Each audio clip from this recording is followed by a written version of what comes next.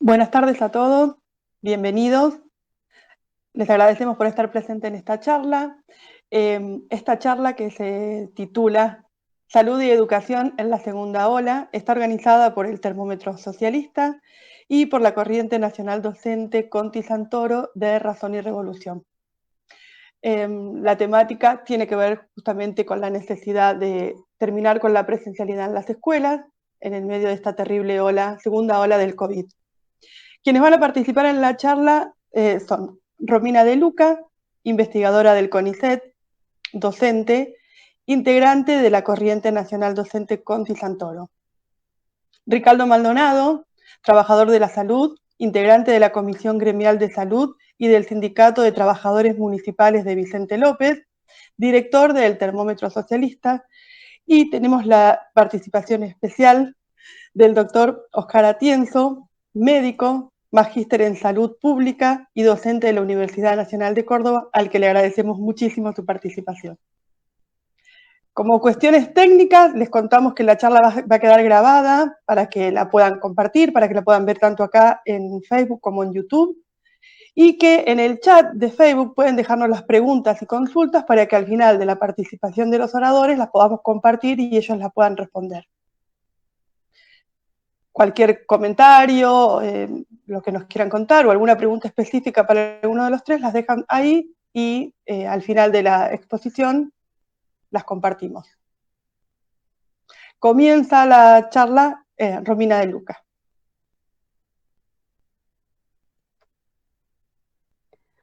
Bueno, en primer lugar, me sumo al agradecimiento al doctor Atienza por participar de esta charla. Y bueno, digamos, lo que yo pensaba, ¿no? Es que efectivamente ya desde el título estamos intentando pensar el lugar de la escuela en esta segunda ola, ¿no? Y en lo que refiere a la coyuntura, nos encontramos por un lado, aquellos que defendieron la presencialidad y que las escuelas no eran elementos de contagio hasta hace 5 minutos, ahora siendo los defensores de la suspensión en una porción pequeña, digamos, de nuestro país, en la zona del AMBA, y aquellos que dicen que las escuelas tienen que estar abiertas porque no son elemento de contagio, defendiendo, digamos, la presencialidad, pero también en paralelo limitando la circulación de matrícula educativa con los cierres parciales en adultos y en institutos superiores. Y pensaba, ¿no?, que la verdad tiene, como dice una compañera, la verdad tiene peso de verdad, no importa quién la diga, ¿no? Y siendo este el disparador de esta charla, pensaba que había 3 elementos que teníamos que revisar, me parecía importante que miráramos. Por un lado, si esto era algo esperable y previsible o no, y en particular, pensando la trayectoria que hizo la Corriente Nacional Docente Conti Santoro en relación a esto, el poder ver cómo esto lo dijimos, lo anunciamos y efectivamente ocurrió. Por otro lado, ¿qué es lo que está en discusión con la apertura de escuelas y en relación a esto, el lugar de guardería social que tiene la escuela y detrás de esta defensa de la presencialidad? Y en ese sentido poder pensar que esta discusión no está atravesada por un problema pedagógico, sino más bien, digamos, por un problema económico. Y finalmente, asociado a esto, el poder entender por qué esta presencialidad inclusive es peor que la virtualidad 2020 y en ese sentido cuáles son nuestras tareas, ¿no?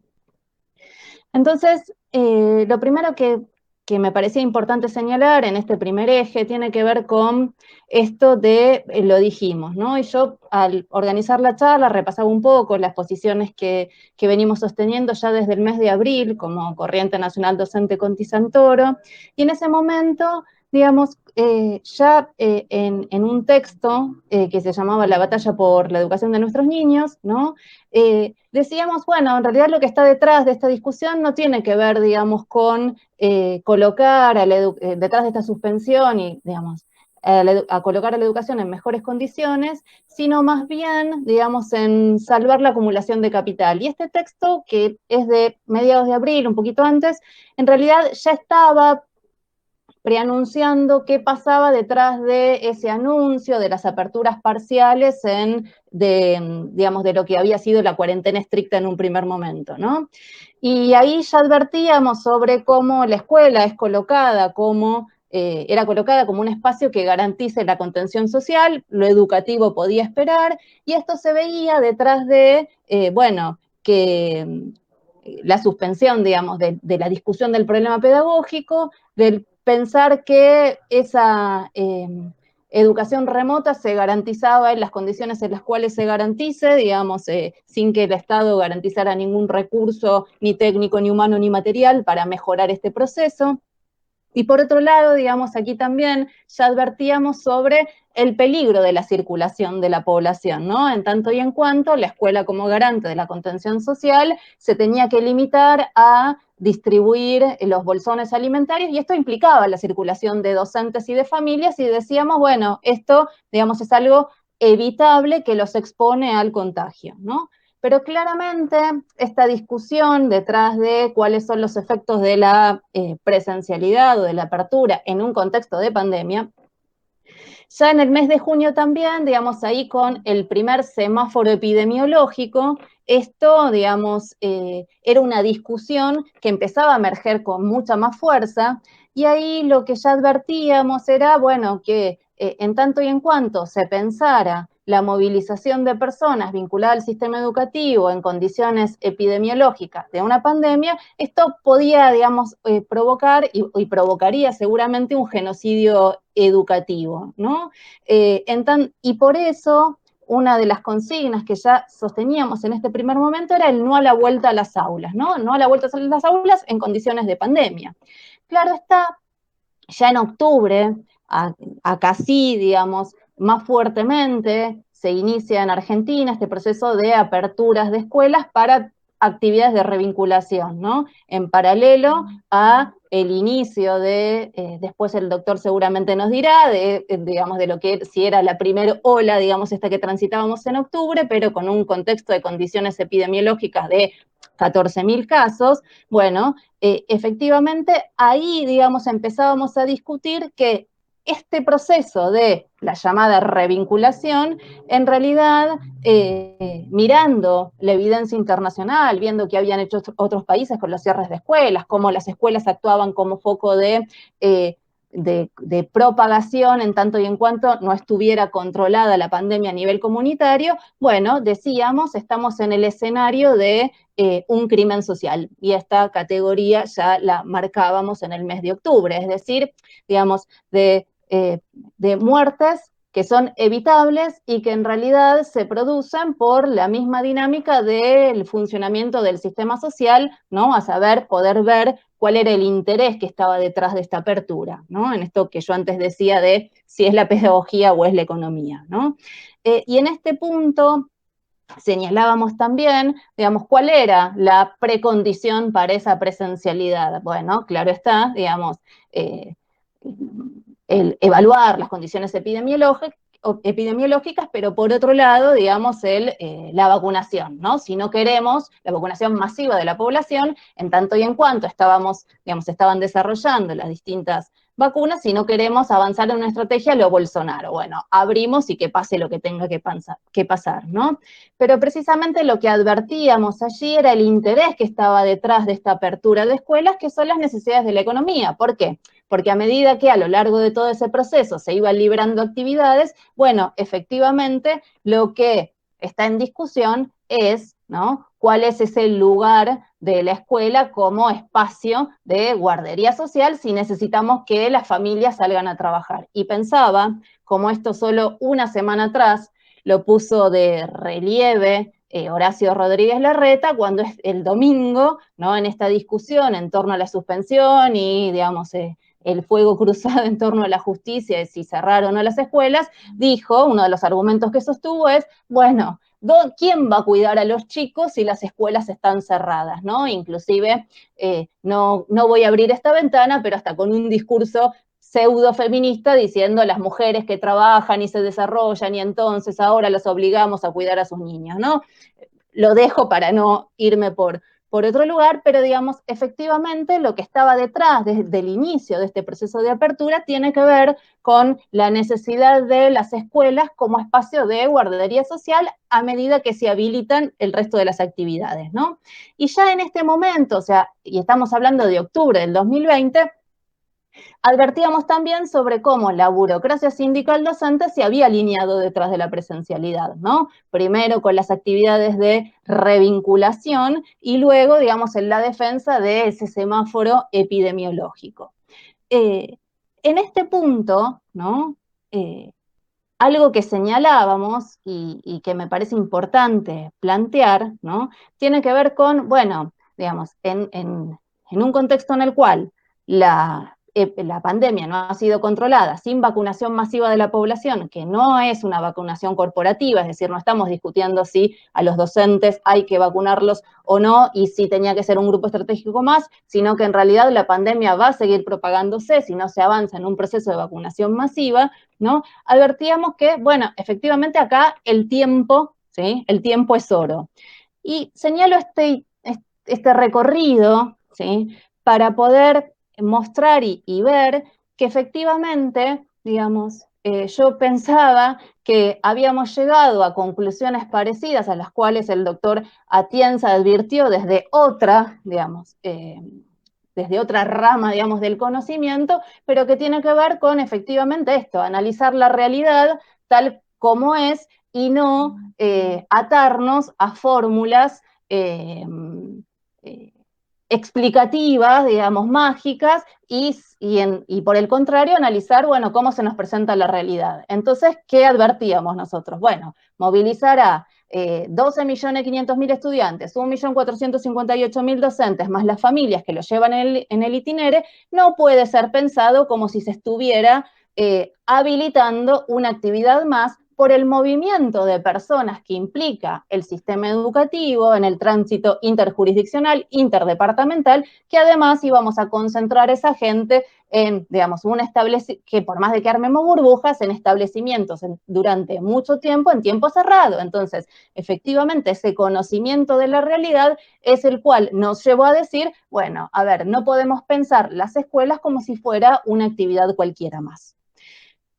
Y esto también lo señalo porque mientras nosotros defendíamos entonces que lo que hay que discutir era cómo garantizar en mejores condiciones la educación remota hasta tanto no cese el peligro de la pandemia y haya un proceso de vacunación masiva, bueno, efectivamente desde, por ejemplo, otros sectores de la izquierda, en realidad lo que se defendía era que avanzamos en un proceso de virtualización forzosa, que había que avanzar a la presencialidad, que había que entonces exigir cuáles eran las condiciones, y todo el problema es que no hay condiciones por fuera de esta realidad que nos marca, digamos, la pandemia. Entonces, no tuvimos que llegar a ver cómo, a partir del inicio del ciclo escolar, el 17 de febrero en algunas jurisdicciones, o a partir del 1 de marzo en la mayoría de los distritos, ver cómo la curva pasara de 6.600 casos a 27.000, 25.000, 29.000, sino que efectivamente pudimos anticipar que que la curva iban a ser los niños y que ese era el escenario con el cual nos íbamos a encontrar. En este punto entonces, ¿no? Y de nuevo, porque en este proceso el tiempo acumula enfermedad y muerte y eso está claro que es irreparable, ¿no? Por eso advertíamos que en estas condiciones la presencialidad era criminal, ¿no? Y en este punto lo que tenemos que entender es que lo que está detrás de esta discusión tiene que ver con la habilitación de las escuelas como un espacio de guardería social. Acá el problema no es pedagógico, sino más bien que está movilizado por la economía, ¿no?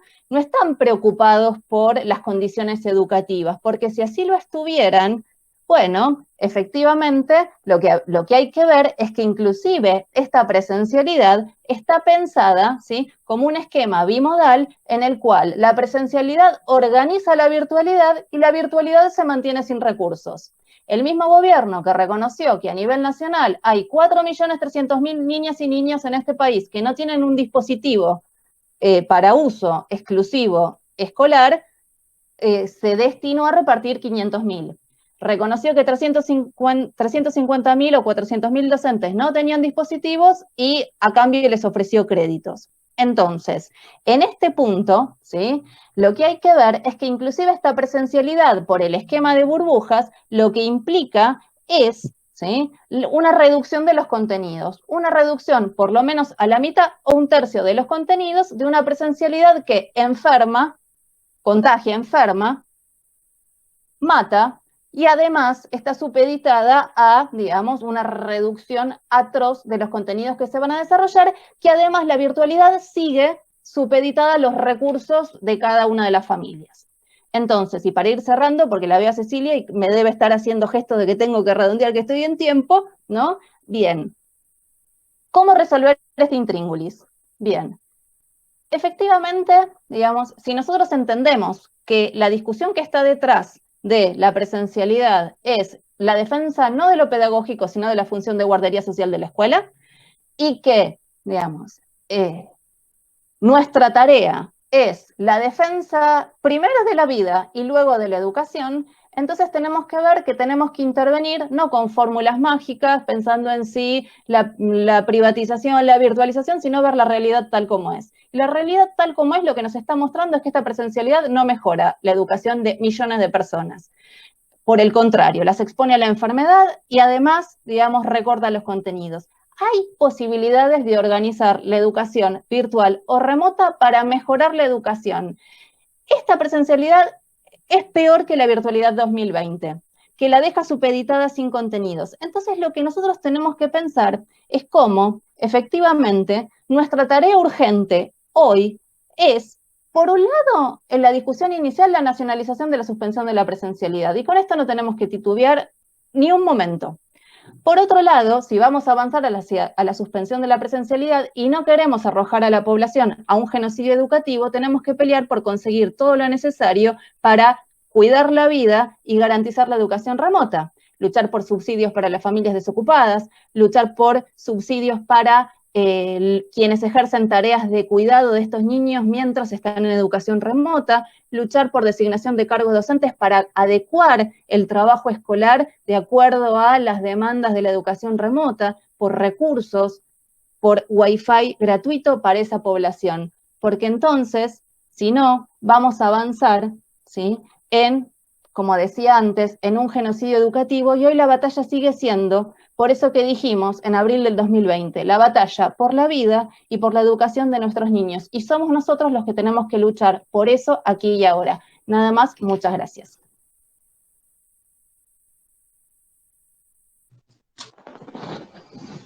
Muchas gracias, Romina.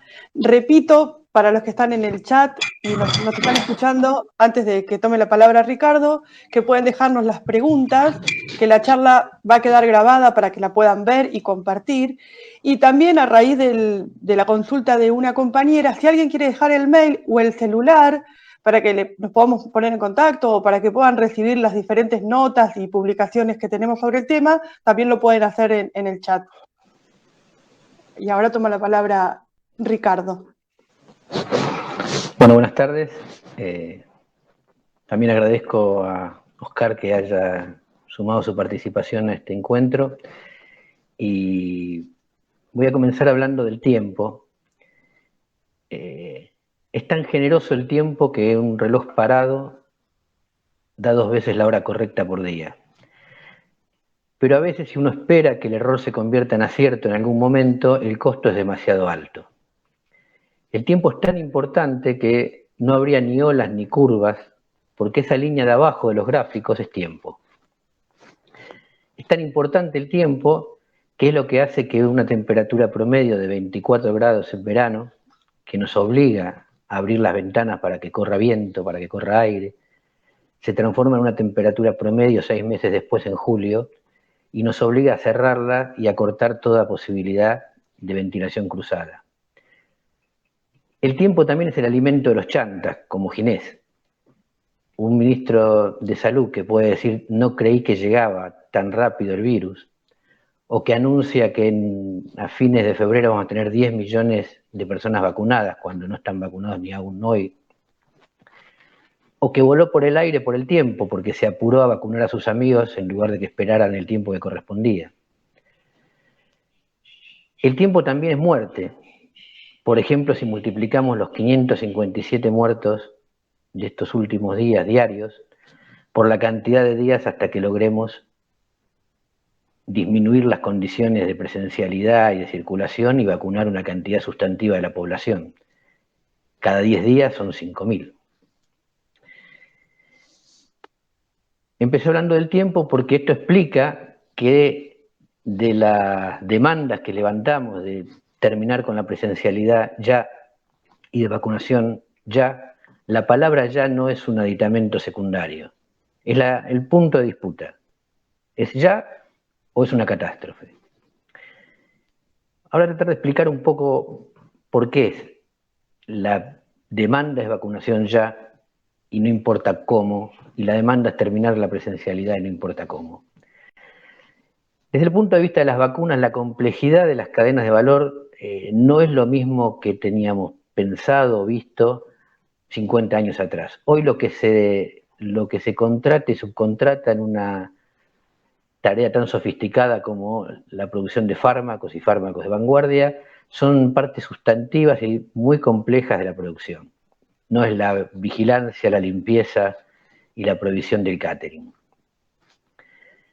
Hay que crear la vacuna, algo muy complejo, hay que hacer la producción a granel, que es algo muy complejo, hay que envasarla en condiciones estables y estériles de productos muy inestables, incluso hay que transportarla en condiciones a veces muy difíciles de lograr.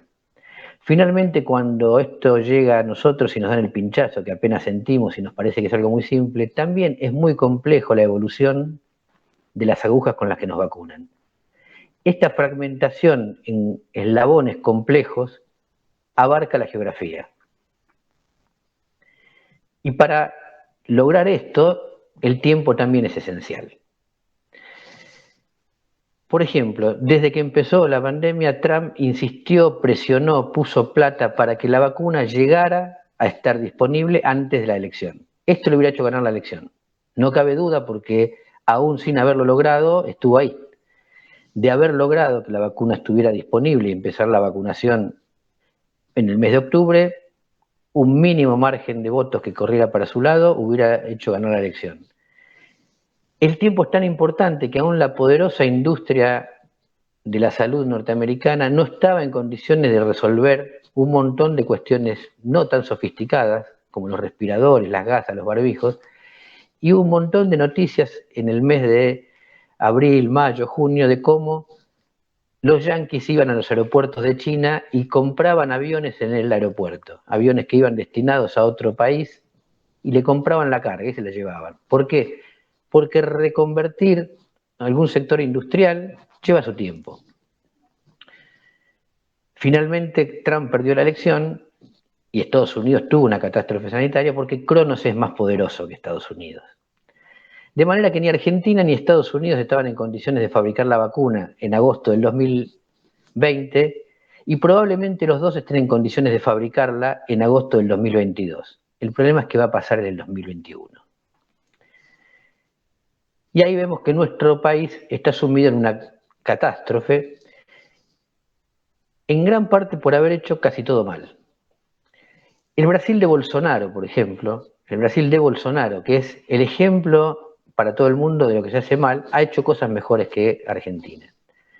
Tiene vacunados 26 millones de personas, o sea, le ha aplicado vacunas a una población similar al 60% de la Argentina. Y tiene vacunado con 2 dosis al 40%. Argentina tiene vacunado con 2 dosis el 14%. O sea, casi nadie del número ese que aparece como la vacunación argentina ha completado el esquema completo, sino que están repartiendo una dosis a todo el mundo. El 86% solo tiene una dosis. ¿Pero por qué lo logró Brasil? En parte porque tiene una industria farmacéutica un poco más desarrollada, en parte porque esa industria farmacéutica tiene sectores como el Instituto Fiocruz o el Butanán, que son institutos gubernamentales que firmaron acuerdos rápidamente y ampliaron además la posibilidad, negociando con varias empresas a la vez, por lo tanto, aunque se les cayeron algunas, otras estuvieron en pie. Y esto, fíjense, a pesar de que gobierna Bolsonaro. No habla bien de Bolsonaro, sino habla muy mal de la increíblemente miserable burguesía argentina. Porque Doria, un bolsonarista que se abrió en el último tiempo, el gobernador de San Pablo, amigo de Bolsonaro, hizo negociaciones al margen del gobierno federal y logró desarrollar una parte del proceso en San Pablo y está vacunando. En nuestro país, ninguna de las fracciones burguesas es capaz de hacer la mínima acción positiva para la clase trabajadora. Por lo tanto, ¿qué estamos recibiendo? Lo que se firmó en un tardío acuerdo en el mes de diciembre con la vacuna Sputnik y todo lo que se ha venido consiguiendo después de esto, más 1 millón de COVAX, que es un proyecto mundial de redistribución de vacunas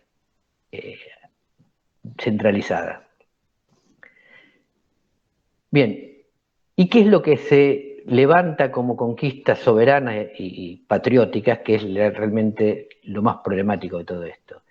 Que una empresa argentina privada, la de Sigman, tiene un acuerdo con otra empresa mexicana privada, Liomón, instalada en México, obviamente, porque no son mexicanas, y otro acuerdo con una empresa británica, AstraZeneca, para que cada una cumpla una parte de una tarea en la construcción, en la producción de una vacuna. De la misma manera que la farmacéutica Richmond, instalada en Argentina, tiene un acuerdo con la Hetero, instalada en India, que a su vez también tiene un acuerdo con el fondo RDIF, que es el que desarrolló la vacuna Sputnik, para fabricar otro tipo de vacuna.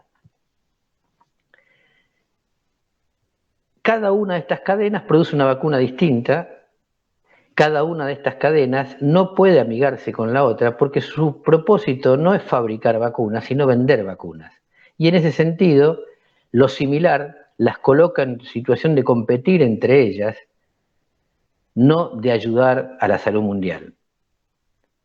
Dicho de otra manera, los recursos privados no se aunan para resolver problemas, luchan entre sí y se destruyen para obtener ganancias. Porque estos laboratorios, hay que decirlo, no son nuestros. Nuestra es la miseria. Yo con 25 años de trabajo en la salud pública en la provincia de Buenos Aires, tengo un sueldo básico de 23.000 pesos. La canasta básica es de 60.000. Pero la pobreza es nuestra, pero eso no significa que el país sea pobre. La burguesía de este país está vendiendo soja a más de $500 por tonelada. Exportó en los primeros 3 meses 5 veces lo que piensa exportar Rusia por vacunas en todo el año. Y ahí es donde vemos que hay dos mentalidades con respecto a este tema. La mentalidad del trabajador, que yo encuentro reflejada en una canción de Horacio Guaraní de la década del 70 que se llama Perdón Doctor, donde el nene le lleva al médico para que atienda a la mamá todo lo que tiene. Dice, le traigo mis 2 gatitos y mi perro, mi trompo, mi barrilete y el sombrero. Esto es lo que hace una persona que piensa en su familia o en sus afectos. No se fija en el precio. Pero la burguesía sí, miserablemente, actúa de otra manera. Por eso cada uno de estos contratos ha estado peleado de acuerdo a cláusulas que desconocemos de ambas partes. Por eso ha privilegiado acuerdos con amigos y no ha ampliado todo el espectro de posibilidades.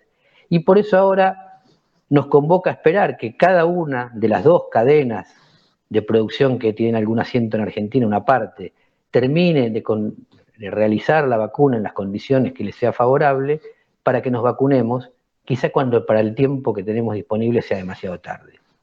Esta perspectiva burguesa se explica en otra cosa. Falta oxígeno, faltan sedantes para las intubaciones. ¿Por qué? Porque así funciona el capital.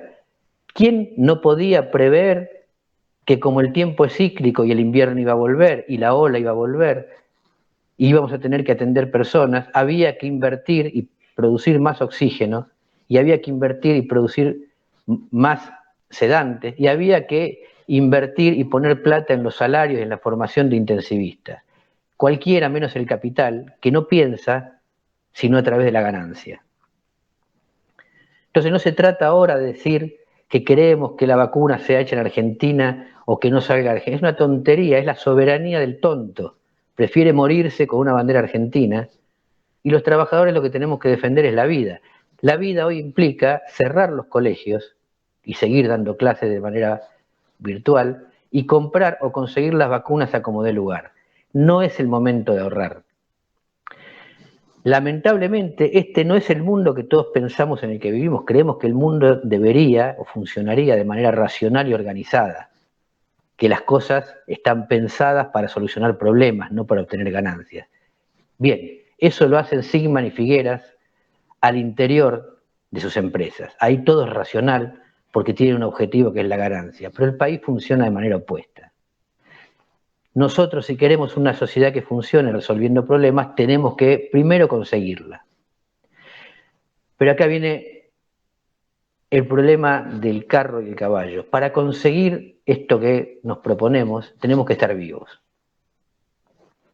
Para reorganizar la sociedad de una manera en la que si el año que viene va a faltar oxígeno, este año dispongamos recursos para aumentar la capacidad productiva, no puede haber derecho a tener iniciativas privadas y acumulación privada que vaya en contra del bien común. Casi todo el mundo piensa de esta manera, piensa socialista, pero es difícil ver, salvo los momentos de crisis, que el capitalismo es otra cosa. Es exactamente lo contrario. No es un poquito distinto, es exactamente lo contrario. Y en los momentos de crisis juega con nuestra vida. Por eso, para terminar, hay una frase que siempre se utiliza en estas situaciones, que es la de no le des pescado, enseñale a pescar. La primera cuestión es que hasta que aprendí a pescar me morí de hambre. Y en este caso, hasta que aprendimos a pescar, los 557 muertos diarios se van a transformar en 10.000, 15.000, 50.000, una tragedia sanitaria. El segundo problema es que el dueño de la caña es el que te mata de hambre y te obliga a pedir pescado. Por lo tanto, reclamar fin de la presencialidad y vacunación masiva ya es el primer paso hacia una sociedad en la que toda la organización esté en función de la vida, la educación, la felicidad y no de la ganancia. Queremos las vacunas de donde sea. Queremos el pescado y la caña también. Muchas gracias.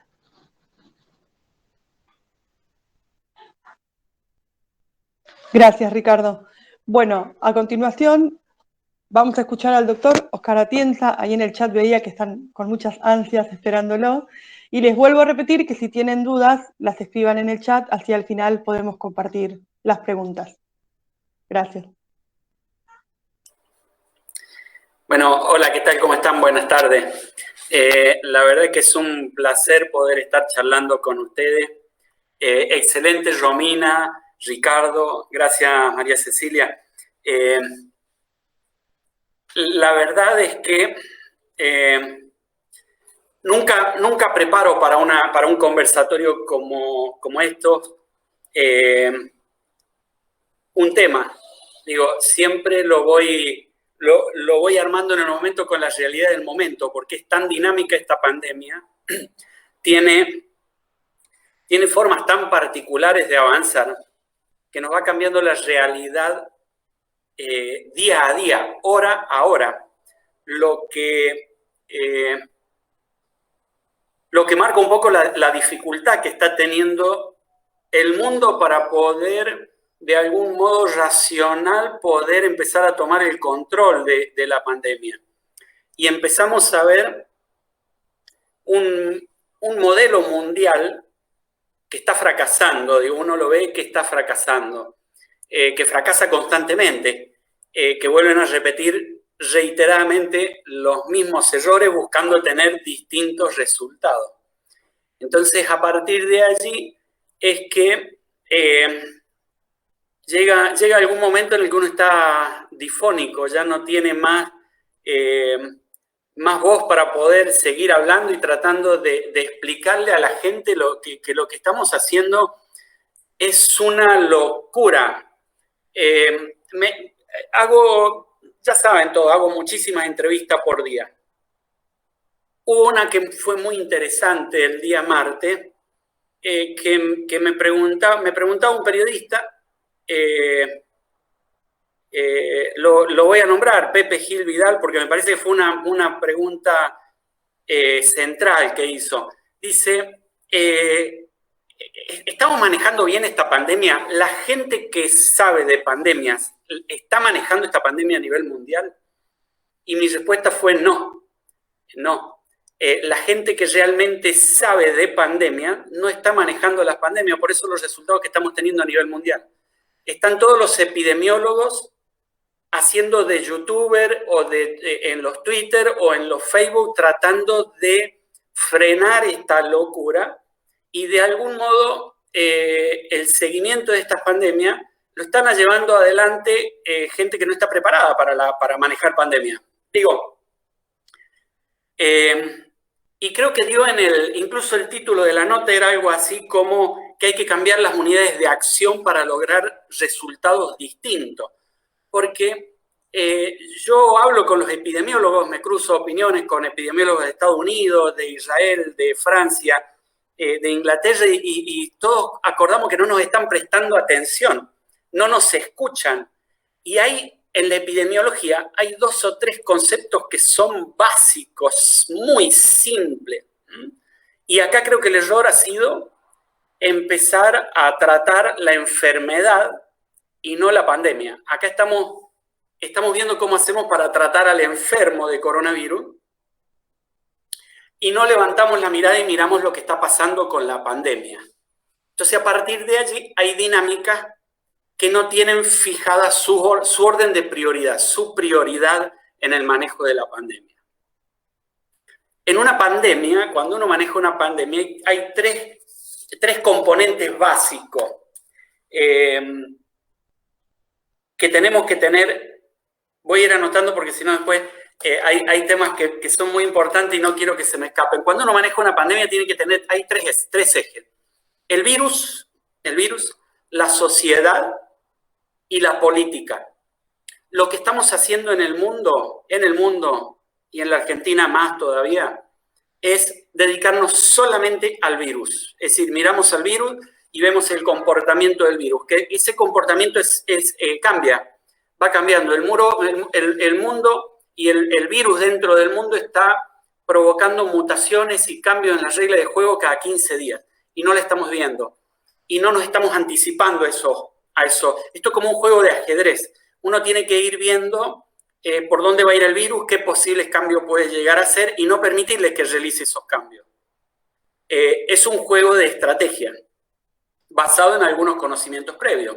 Y a partir de allí hay que empezar a generar conciencia en la gente para que la gente habilite las condiciones como para que el tercer componente, que es el componente político, entienda y lo pueda tomar.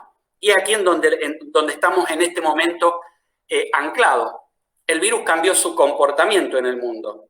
Movilizamos los chicos, se dispersó entre los chicos, mutó en los chicos, generó la variante B117 en los chicos, afecta a los chicos, los enferma. ¿Por qué? Porque le abrimos las escuelas en el mundo. En septiembre del año pasado, el mundo decidió cambiar el orden de las prioridades y decidió que la educación estaba primero que la vida. Y es una decisión, digo, hay que hacerse cargo ahora porque... y no digo que la salud, digo, y en este orden es en el que tenemos que tratar de fijar las prioridades. Vida, salud y educación. ¿Cuál pongo primero? Casi, que ni siquiera hay que pensarlo mucho, ¿no? Porque si uno no está vivo, no puede gozar de ningún otro derecho, se termina todo. Ni siquiera derecho a estar enfermo tenés, estás muerto. Entonces... Es una cosa, y acá le tiro la primera a la reta. Digo, estimado, fíjese, vuelva a ordenar sus prioridades. La prioridad no es la educación ahora, es la vida. Es la vida. Hay gente que se está muriendo. Y fíjese que hay una prioridad previa al derecho a la educación, que es la salud. Y ahí le digo, estimado, mire que los hospitales se le están llenando de adolescentes y de niños. Es decir, se están enfermando. Y el paso siguiente es la muerte. Y lo digo así crudamente, el 0.7% de los niños y adolescentes mueren en esta pandemia. Entonces, es una situación muy, muy compleja en la que tengo estos tres componentes y nosotros estamos trabajando en este momento en la generación de conciencia de la sociedad. Estamos tratando de hacerle entender a la sociedad y fue un poco el motivo del video este famoso de 8 minutos. Yo dije, a ver, tengo que describir esto, tratar de describir eso de los 8, en 8 minutos fue una cosa en que prendí la cámara y empecé a hablar y a tratar de ser lo más rápido posible para que entrara todo lo que conozco de las pandemias. Porque si hay algo que tenemos en claro en las pandemias, es que si hay un fin de semana largo, yo el día que más entrevistas hago, el día siguiente al fin de semana largo. Me llaman todos los medios. ¿Cuál es la pregunta? ¿Van a aumentar los casos después del fin de semana largo? Y la respuesta mía es sí, van a aumentar. Es casi de cajón. Ya todos sabemos que hay un fin de semana largo. 10 días después tenemos un aumento en la cantidad de casos. Y en un fin de semana largo en la Argentina se movilizan 2 o 3 millones de personas.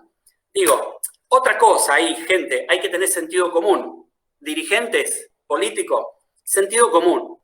Si en un fin de semana largo movemos 2 millones de personas y aumentan los casos, ¿por qué si yo movilizo 12 millones de personas todos los días, los hago confluir hacia un mismo punto de encuentro, no se van a producir contagios?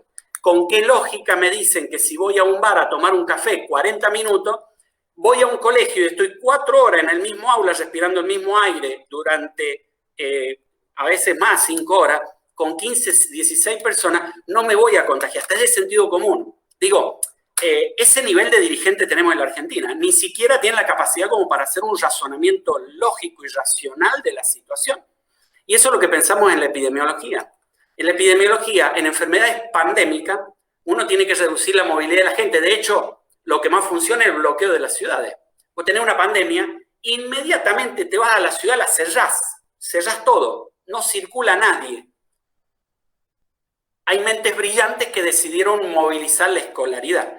La escolaridad, cuando termine esta pandemia, y se los digo hoy que todavía estamos recién arrancándola, cuando termine esta pandemia va a quedar totalmente demostrado que es una de las peores variables, de las variables más masivas que hay y que tiene mayor impacto sobre la pandemia. Le podría decir que el mundo se podría haber ahorrado 1,5 millones de muertos si no hubiera abierto las escuelas en ningún lugar. Cada vez que abrió las escuelas movilizó el 40% de la población del lugar en donde esté. Si en la Argentina tenemos 50 millones de habitantes, la escolaridad moviliza por lo menos entre 22 y 23 millones de habitantes. Tanto en Capital Federal como en el pueblito más chico. Casi el 50% de las poblaciones mundiales se movilizan en la escolaridad. De modo que es la variable. Yo lo decía el 28 de enero en un vivo y el 17 de febrero. Fíjense que ya antes habíamos hecho toda la predicción de lo que iba a pasar. Por eso es que el video golpeó tanto, porque era algo que habíamos anticipado. Y hablábamos de detonación, que con esto nosotros íbamos a detonar la pandemia. En Lancet surgió una publicación ahora el 12 de marzo y ellos hablan de la escolaridad como acelerador. Y es muy interesante porque ponen a la escuela como el espacio que mayor cantidad, o la actividad que mayor cantidad de casos aporta a la pandemia. Y es una cuestión de lógica. En epidemiología, nosotros decimos que necesita una enfermedad infecciosa para poder transmitirse, necesita de 2 personas. Si yo tengo una sola, no se transmite. Digo, es simple. Si una persona se me enferma, yo la aíslo, le cierro la puerta y le paso comida por debajo de un huequito y mantengo todo aislado, se terminó en el periodo de incubación de la enfermedad, se terminó la enfermedad. Es así de simple.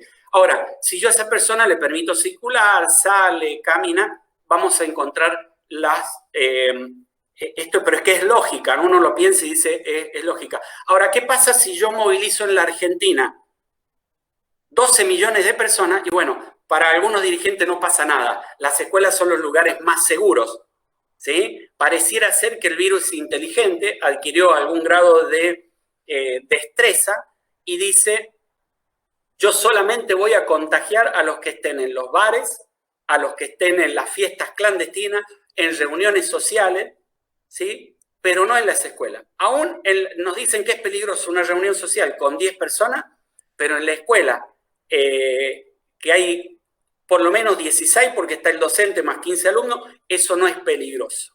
Digo, hay un montón de contradicciones acá que hacen que el sentido común hubiera hecho que manejara mejor esta pandemia. Hay cuestiones en sentido común, por eso me da tanta bronca a mí, porque es todo predecible. Y lo que va a costar en esto, no sé cuánto tiempo me queda, lo que... no la veo a María Cecilia ahí que encienda la cámara, así es que bueno, cuando encienda la cámara voy redondeando, ¿sí? Redondeo rápido, vos decime y yo redondeo rápido. A ver, hay situaciones de sentido común que nos dicen que esto de la presencialidad escolar es una locura, es una locura. El protocolo no existe, el protocolo no existe. Ustedes vieron el termómetro ese digital, que lo apuntan y le dicen, mira, genial, tenés 39. Y vos decís, pero 39, llevo muerto por lo menos 48 horas. ¿Sí? Es decir, la temperatura normal de una persona está entre 36 y 37. Si tenés 35, 34, estás en hipotermia. No es compatible con la vida. Y sin embargo, vas al súper, te toman la temperatura, te muestran y dicen, mira, 33, joya, te dicen, como diciendo, dale, anda que está todo bien. Y vas a decir, pará, yo me río, porque digo, bueno, está bien, si nosotros en medicina le enseñamos a los estudiantes a medir la temperatura 2 o 3 veces en el mismo momento. Y hay toda una técnica. Imagínate que te apuntan al brazo y te dicen tenés 33, 34. Si ahí rompiste el protocolo. De modo que ingresás a la escuela ya con un alto riesgo de padecer la enfermedad. Pero además, fíjense, en los chicos, el 90% de los chicos es asintomático, es indetectable. Por eso que el año pasado decíamos que los chicos no se enferman. Sí se enferman. Lo que pasa es que el niño no tiene enfermedades adyacentes o concomitantes que hagan que el cuadro se les pueda complicar. El adulto sí se complica. ¿Por qué? Llegamos a los 50 y ya estamos con la pastillita de la presión, ya tenemos diabetes, entre otra tanta cantidad de barbaridades. Llegamos a los 60, 65 y andamos con la bolsita de los remedios. El niño no le pasa eso. Entonces es asintomático el niño. Es imposible detectar un síntoma. De modo que en el aula uno tiene 15 alumnos y puede llegar a tener 12 o 13 infectados sin síntomas y no nos vamos a enterar nunca. Y el niño, este es otro tema, hay barbaridades que se dicen por allí. Acá en Córdoba hay un pediatra muy conocido, muy famoso, que incluso me intentó cruzarme a mí al aire en algún programa por allí, y él dice que entre los niños no hay contagio horizontal. Digo, tremenda barbaridad porque sería un hallazgo científico impresionante y les diría que uno de los únicos a nivel mundial, histórico sería, que una enfermedad infecciosa no se contagie entre niños. Ahora, ¿cómo se contagian los niños? Porque tenemos 240.000 niños infectados durante la pandemia en la Argentina. Tenemos 150 muertos. ¿De dónde vienen esos contagios? Del adulto. Es decir, que el virus diría, a ver, entre niños no, aquel es un niño, yo no voy a infectar al niño, voy a infectar al adulto y desde el adulto salto al niño. Es un delirio. Digo, el niño se infecta igual que el adulto, exactamente igual. Infecta a los demás igual que los adultos. No es que tiene menos receptores, eso todavía ni siquiera hay idea de ese tema. Pero hay algunos que establecen algunas hipótesis y a partir de allí algunos comunicadores confundidos que no entienden nada, toman esa idea y la empiezan a repetir. Repiten como loritos errores. Entonces, ¿el niño contagia? Sí contagia. ¿Se contagia? Obviamente. Hace la modalidad sintomática. Pero hasta allí hay dudas, porque cuando hay mayor exposición del niño al virus, vamos a tener mayor cantidad de enfermedades. vamos a tener mayor cantidad de niños enfermos. Entonces, la estadística en el niño hasta el año pasado la hemos tenido un poco confundida. ¿Por qué? Porque los niños estuvieron en las casas. Casi en todo el mundo estuvieron en las casas. Cuando los expusimos a partir de septiembre, generamos los grandes líos. En Portugal, en Italia, en Inglaterra. Allí desequilibramos el tema. Empezó a circular el virus en el niño. Y empezó a enfermarse el niño. Como pasó en la Argentina, fíjense, no teníamos niños internados y antes de ayer habían 50 chicos internados en el Gutiérrez. No sé ayer qué habrá pasado, hoy tampoco, pero les puedo asegurar que para el lunes vamos a tener 150 niños internados por allí. Ya deben haber en todo el país. Entonces, que el niño se infecta, sí se infecta. Se enferma gravemente, también se enferma gravemente. Y lo vamos a ver ahora con este proceso. Y ojalá que tomen la decisión rápido, porque la decisión que tomen hoy tiene más o menos unos 40 días para tener un impacto. Es decir, decisión que tomen hoy la vamos a estar viendo recién a fines de mayo. Y de acá a fines de mayo, muchos niños se van a enfermar. Esta pandemia no reacciona rápidamente. Las medidas siempre las vemos casi 40 días después. Por eso es que tardamos 40 días en despertarnos y en darnos cuenta que la presencialidad, como lo dijo Romina, como lo dijo Ricardo, fue un error y no fue lo que habíamos esperado. Claramente el resultado que tuvimos fue otro. Pensábamos que iba a ser un lugar seguro. No, fue un desastre lo que pasó. No, nos jodimos todo.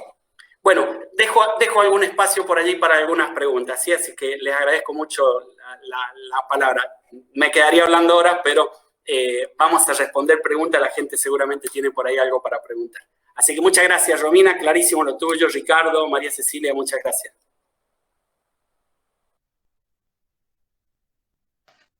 Muchas gracias, doctor. Acá están diciendo que siga hablando, que es muy claro. Por fin alguien que explica las cosas claro, dicen en el chat.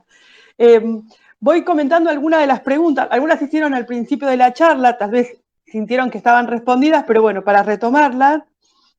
En primer lugar, una docente preguntaba esta cuestión del atraso en la segunda dosis y la pérdida de efecto de la primera, un poco asociado a esta cuestión de lo que se difunde también, que hay tantos docentes vacunados y en realidad estamos vacunados con la primera dosis. Un argumento que se repite mucho en provincia de Buenos Aires. Bueno, la docente preguntaba esto, ¿cuándo es efectiva la vacunación?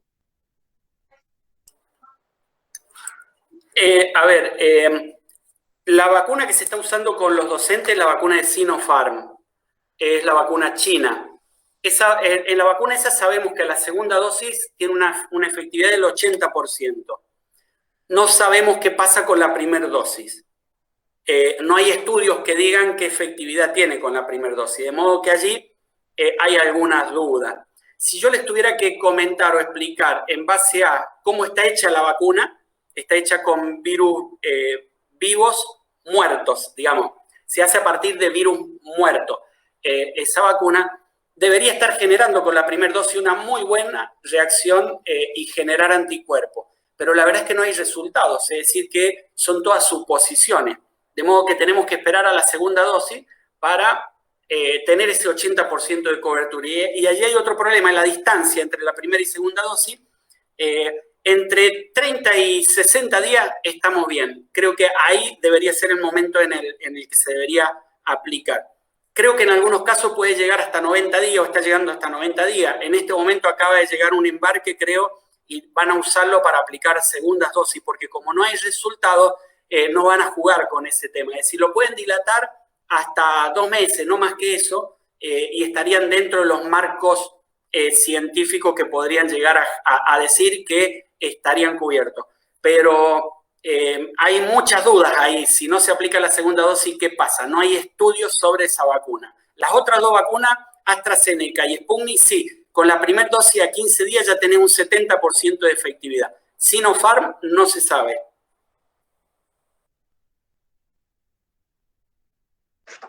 Bien, por eso me parece interesante comentar lo que creo que al principio me olvidé. El título de la charla de hoy es ¿por qué necesitamos las vacunas ya y las escuelas cerradas hasta estar vacunados? ¿Por qué es necesario que se complete todo el proceso de inmunización? También preguntaba un compañero, Ezequiel Otero, sobre las dificultades para conseguir vacunas, si son reales, si tienen que ver con excusas o tergiversación de la información. Si son reales las dificultades para conseguir las vacunas. No sé si quiere responder Ricardo, yo tengo mi teoría sobre ese tema, la expongo y después si quieren. Yo creo que hay de todo un poco, ¿no? Me parece que hay una gran pelea a nivel internacional entre laboratorios por quedarse con la principal parte de la torta de distribución de vacunas, y en ese sentido han generado muchísima confusión hacia otras vacunas. Uno ve la guerra entre Pfizer y AstraZeneca y da vergüenza, porque se están peleando por el mercado, y en realidad lo que están haciendo es dilatar los tiempos de fabricación de vacunas, con lo que va a generar muchísima muerte. El costo en vida que va a tener esta pandemia por no tener vacunas a tiempo va a ser altísimo. De allí que hay algunas iniciativas para que se liberen las patentes. Yo participé por ahí en el pedido de alguna iniciativa para que se liberen las patentes, pero no alcanza con liberación de las patentes. Lo que hay que transferir también es la tecnología. Es decir, yo puedo liberar las patentes, pero si no te explico cómo se hace la vacuna o cómo no te capacito el personal, no logro absolutamente nada. De modo que hay que acompañar a la transferencia, a la liberación de las patentes, la transferencia de la tecnología. Y fíjate que por ahí va a ir parte de la solución a futuro, en un futuro muy cercano, porque ya entendieron los países, y el que lo tiene que entender es Estados Unidos, que es el que lidera un poco esta situación. Tienen que entender ellos que si no liberan, y creo que lo han entendido, el tema es que no pueden confrontar. Digo, Biden lo tiene claro porque lo ha manifestado. Hay que liberar las patentes, hay que transferir tecnología, pero allí tiene los grandes colosos de Estados Unidos que no se lo permiten. Y ojo, porque tienen mucho poder estos laboratorios. Demasiado poder, son el principal presupuesto a nivel mundial. De modo que hay que transferir tecnología, hay que hacer lo mismo que hizo AstraZeneca con Argentina y con México. Hay que pulir ahí qué está pasando, hay que ver qué está pasando, y lo que está haciendo Sputnik con la Argentina. Transferir tecnología, liberar la patente para que podamos producir vacunas en masa, porque el virus nos está vacunando antes que la vacuna. ¿Qué quiere decir esto? Que va mucho más rápido el virus que nuestra capacidad de producir vacunas. Rápido en mutaciones, porque incluso está generando mutaciones y no las tenemos incluidas en las vacunas. El 50% de los infectados en Brasil ya estuvo enfermo o estuvo vacunado, y ahí hay algunos problemas. De modo que hay que descentralizar la producción de vacunas en muchos países, en todos los países que tengan capacidades para poder producir, de modo de poder ir mucho más rápido en lo que es la vacunación y la producción de vacunas. Si no, lo que le va a pasar a Estados Unidos, que está muy interesado en lo que es en la parte económica, que se reactive el comercio mundial, que eso se va a demorar. Va a demorar mucho y van a empezar a perder mucho más plata de la que ganarían vendiendo vacunas. Entonces, a partir de allí, a ellos les interesa que el mundo esté vacunado para poder salir y seguir, que el liberalismo siga como era antes, ¿no? Es un poco lo que necesitan. A Israel le pasa lo mismo, vacunó a toda su población, pero no le sirve de nada porque no puede salir al mundo, no puede abrirse al mundo porque se le llena de virus con las nuevas variantes. Entonces, van a tener que ir por la liberación de patentes y aceleración en los procesos de producción y de vacunación para poder solucionar todo esto.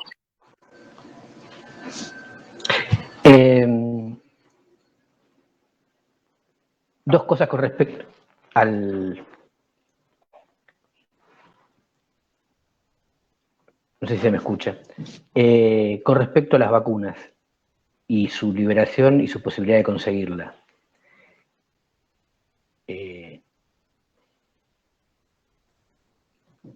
Una que, así como en Semana Santa es difícil conseguir pescado, porque hay una demanda estacional, pero el que quiere lo consigue, la idea de que hay problemas para obtener vacunas es real. No se puede negar que hay problemas para conseguir vacunas, como hay problemas para conseguir muchísimas cosas en el mercado. También es cierto, y se demuestra en la distinta tasa de vacunación de distintos países, que los que quieren conseguirlas, las consiguen antes, siempre a costa de pagarlas. O sea que es un tema en gran parte de voluntad económica. Es importante destacar en esto que las vacunas no son un producto, no es un producto caro, sino se torna un poco costoso en la cantidad, pero es un producto relativamente barato. Hay otros medicamentos que son exorbitantemente caros, todos lo sabemos porque son los que se desarrollan en Estados Unidos y cada tanto nos piden una colecta para enviar a algún niño, a alguna persona a hacer un tratamiento de estos que son muy sofisticados. Por lo tanto, hay posibilidades de mejorar la obtención de vacunas sin negar que no es un tema fácil y dificultoso. El otro tema es, hace menos de 20 años Estados Unidos tuvo una gran crisis de vacunas más comunes, porque nosotros no podemos negar que estamos sometidos a dos problemas, y esto es lo que hemos tratado de explicar en parte en esta charla. Una es una enfermedad y la otra es la gestión capitalista de una enfermedad. La gestión capitalista de una enfermedad significa que quienes están encargados de producir los elementos para resolverlo ven esto como un negocio, y este es el capitalismo. Las empresas que invirtieron y que invierten para fabricar las vacunas lo hacen bajo la condición de que sea un negocio, porque esto es el capitalismo.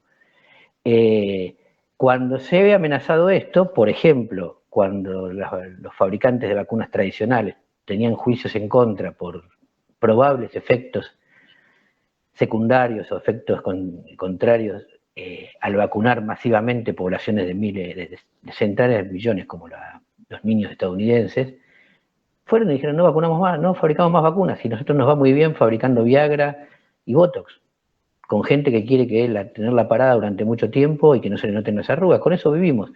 Por lo tanto, las patentes, la liberación de las patentes, es algo que en términos burgueses es imposible que se logre. No importa qué daños materiales produzcan, la burguesía piensa en términos de interés particular, justamente es una clase que compite.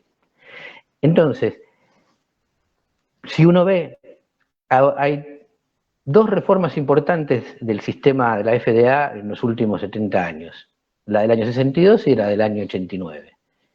¿En qué consistieron estas reformas? Que solo pudieron lograr, por ejemplo, que los estudios clínicos tuvieran que probar la eficiencia de las vacunas de manera de las vacunas de los medicamentos de manera más efectiva, o que ampliaran la posibilidad de fabricar genéricos a costa de ampliarle las patentes. Las patentes es el núcleo, el corazón del negocio farmacéutico por una simple razón. Nadie va a investigar y producir algo para que otro simplemente lo reproduzca sin ningún costo. Nadie lo va a hacer de manera burguesa. Entonces, ¿y por qué Estados Unidos está en el corazón de este asunto? Porque es el país donde las patentes se desarrollan, porque se desarrollan los medicamentos. ¿A dónde quería ir Timerman cuando se estaba muriendo? ¿Por qué el canciller antiimperialista kirchnerista quería ir a Estados Unidos? Porque hay tratamientos que no hay en ninguna otra parte del mundo. Entonces, hay una relación en el capitalismo donde desarrollo tecnológico y exclusión van de la mano. Es la lógica del capital. Desarrollo tecnológico, las vacunas que se han desarrollado, excluyendo el acceso libre a esas vacunas. ¿Por qué? Porque excluir el acceso libre implica asegurar las ganancias. Puede ser que uno rompa esta cadena, por lo tanto, va muy atrás en el desarrollo. Los países que proponen dejar de lado las patentes no son de vanguardia ni están en esa situación. Por lo tanto, esta es la lección. En este sistema, esto es lo mejor que este sistema ofrece. Y es tremendamente malo y es lo mejor que puede ofrecer.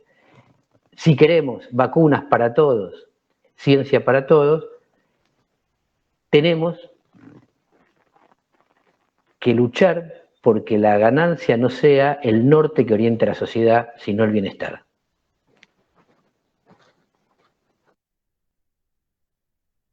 Bien, leo dos preguntas juntas que entiendo que son para Romina, así las puede tomar. Una compañera pregunta de qué sirve llenar la cabecita de los alumnos con contenidos cuando están en otra, no se puede. ¿De qué distanciamiento social habla el gobierno provincial de Jujuy si los niños quieren jugar, tocarse, se abrazan, se besan, te piden que les peles las naranjas, las mandarinas, que les aten los cordones? Y la siguiente es de Ariel Carpio, que pregunta, en un sistema educativo con tanta diferenciación en la formación, ¿Cómo podemos saber si, como decía Romina, esta presencialidad es peor que la virtualidad del año pasado? Lo pienso teniendo en cuenta la cantidad de estudiantes que casi no han recibido educación a lo largo de todo el 2020, teniendo en cuenta que no se ha resuelto nada de lo que se exigía para un aprendizaje en la virtualidad. Bueno, gracias por las preguntas. Vamos a intentar responder.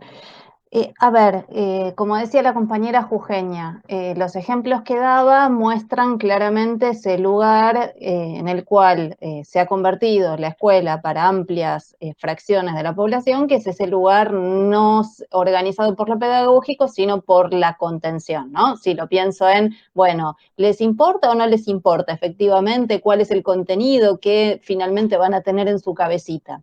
Y efectivamente, en realidad la compañera lo pensaba en relación a, me parece, a la imposibilidad de implementación de los protocolos. Y esto es así, digamos, a ver, nosotras venimos desarrollando cómo efectivamente, a ver, el protocolo es en buena medida, digamos, irrealizable, parece pensado por alguien que jamás hubiera transitado una escuela, ¿no? La imposibilidad de sostener la distancia, pero además lo que me parece que es importante es que en realidad esto también está reconocido en el protocolo, porque en realidad cuando se plantea, ¿sí?, que la presencialidad ordena la virtualidad y que, digamos, en realidad vamos allí a la escuela, en teoría por necesidades de socialización de las niñas y niños, acá como tomando en teoría la bandera de la Sociedad Pediátrica Argentina, y en realidad cuando uno examina qué pueden hacer esas chicas y esos chicos, nada marca que van a socializar, tienen que estar a distancia de 1,5 metros todo el tiempo, no pueden cantar, no pueden jugar, no pueden compartir objetos, digo, la socialización ahí está absolutamente anulada por el protocolo, con lo cual me muestra una vez más que no van ni por lo pedagógico, habida cuenta que se señala, bueno, que se trabaje por proyectos por área, que sea, no importa si no es la docente del grado la que estructura la presencialidad y si la maestra está en dispensa, es decir, digamos, el grado de experticia de la docente está completamente anulado, y tampoco van a socializar porque efectivamente el protocolo, si uno lo tomara taxativamente, digamos, esta actividad no la permite. ¿Qué revela esto? Bueno, que efectivamente lo que está detrás de esta presencialidad es la función de guardería social de la escuela, que estén en la escuela para hacer que no estamos muy seguros, digamos, de que, no simplemente que estén ahí, ¿no? Y en realidad pensaba, y esto lo señalo acá, y a lo mejor también si después lo quiere retomar el doctor Atienza, que ya todos estamos acá para hacerle preguntas, digamos, pensaba, ¿no?, precisamente en esto que él explicaba muy bien de cómo las chicas y los chicos sí se contagian y que ya hay evidencia en relación a esto, ¿no? Y sumado a esto, a cómo en una sociedad que se descompone, digamos, la escuela cumple funciones de contención y de asistencia social, digo, ¿nos animamos efectivamente a continuar con esta presencialidad en un país donde 6 de cada 10 niñas y niños son pobres? ¿Cómo puede responder ese cuerpo y ese sistema inmune a una enfermedad, ¿no? Leía la pandemia y el querer entender qué pasa lo obliga a uno a leer un montón de cosas que jamás en su vida yo pensé que iba a leer, ¿no? Y entonces leí algún estudio de pediatras de Brasil que decían que tomaban, en el caso de las niñas y los niños, como comorbilidades el índice de vulnerabilidad socioeconómica, ¿no? Entonces decía, bueno, acá tenemos un indicador en el cual nos están advirtiendo que efectivamente no podemos alegremente seguir con esta rueda, ¿no? Entonces, de nuevo, lo que señalaba la compañera para el caso de Jujuy, efectivamente, lo que está detrás de esto es la función de guardería de la escuela. Lo que planteaba Ariel, e intentando ser breve para no abusar del tiempo, a ver, acá me parece que lo que hay que pensar es, tal como señalaba tanto Ricardo como el doctor Atienza, si no tenemos vida no tenemos nada, ¿no? No tenemos ni salud ni tenemos educación. Entonces eso me parece que es lo primero para señalar. Ahora, acuerdo en que efectivamente, a nivel de, digamos, la respuesta del gobierno no se ha resuelto ninguno de los problemas que tuvimos durante la educación virtual remota en el 2020. Porque, de nuevo, yo lo dije un poco al pasar, el mismo Estado reconoce que hay 4.300.000 niñas y niños que no tienen dispositivo para uso escolar exclusivo y se dispone a repartir 500.000. Entonces ahí hay un reconocimiento de que esos 3 millones y pico que van a quedar sin dispositivos, efectivamente van a estar en peores condiciones. Entonces, y por otro lado, de lo que sería la gestión de la virtualidad 2020, no solo tenemos indicadores, bueno, 40% necesita conectividad y Wi-Fi, y efectivamente esto requiere una inversión, no solo tenemos la experiencia de cómo, digamos, la gestión de la educación virtual requiere recursos humanos, porque no es lo mismo, digamos, un docente con 30 alumnos en un aula que un docente con 30 conexiones inestables y para hacer un seguimiento de verdad. Sabemos la cantidad de dispositivos que necesitamos, sabemos que necesitaríamos liberar Wi-Fi, sabemos además que los materiales tienen que ser adaptados y que entonces necesito personal técnico, personal docente para ser designado, tendremos que entender el problema psicoemocional de las niñas y los niños, digamos, y entonces necesitaría que todas las escuelas tengan gabinetes escolares con personal suficiente para poder atender esa demanda en términos remota. Es decir, digamos, a ver, efectivamente, cuando uno se pone a pensar que lo que estamos pidiendo es, ¿qué estamos pidiendo? Que docentes que hoy están desocupados sean designados en su cargo. Y este país tiene, se estimaba a principio de la pandemia, unos 110.000, 150.000 docentes desocupados. Solo en la provincia de Chaco hay 20.000, reconocido por la ministra de Educación. Digo, es un síntoma de la irracionalidad de este sistema que haya docentes colapsados, sobreexplotados y otro montón que están desocupados. Todos esos podrían ponerse a seguir la educación de estos niñas y niños de forma remota porque tenemos recursos humanos. ¿Qué estamos pidiendo? Pues computadoras, de nuevo, no es un cohete a la luna, es efectivamente 4.300.000 dispositivos para estudiantes y para los alumnos. Entonces digo, el problema es pensar que ya tenemos indicadores que nos permiten cómo podríamos afrontar una suspensión de la presencialidad en mejores condiciones. El problema, como señalaba Ricardo antes, es que lo que está estructurando la gestión de la educación remota no es el interés por la educación, no es cómo resolvemos un problema pedagógico, sino lo que es, digamos, la gestión de la educación por parte de una clase social que somete a condiciones de pobreza a la mayoría de su población y que por eso entonces no está interesada en pensar cómo gestiona mejor la educación remota. Pero, digamos, con recursos sería completamente resoluble y tendríamos una mejor condición educativa hoy si reorganizáramos la educación remota que con esta presencialidad. Y el problema de la fragmentación en la formación docente, bueno, eso no lo resuelve ni la presencialidad ni la virtualidad, pero podemos pensar cómo gestionamos mejor, digamos, la suspensión de la presencialidad con recursos, que es lo que mencioné antes. Y con esto cierro, Ceci. Gracias, Romy. Bueno, y ahora también les comparto 3 preguntas que entiendo que son para el doctor y para Ricardo. Una compañera dice que un docente se enfermó de COVID, le dieron solo 15 días de licencia, otro gran problema en este momento. Vuelve a trabajar a la escuela con tos, si esto es aconsejado y si el virus está en el cuerpo 15 días. Relacionado a esto, ¿qué pasa si la primera dosis de la vacuna es de una cepa y la segunda es de otra? ¿Qué inconvenientes en la salud puede tener? Y por último, una docente preguntaba sobre el índice R. Dice, quería consultar qué significa que el índice R, nivel de contagiosidad, en niños de entre 0 y 13 años pasó a 1.45.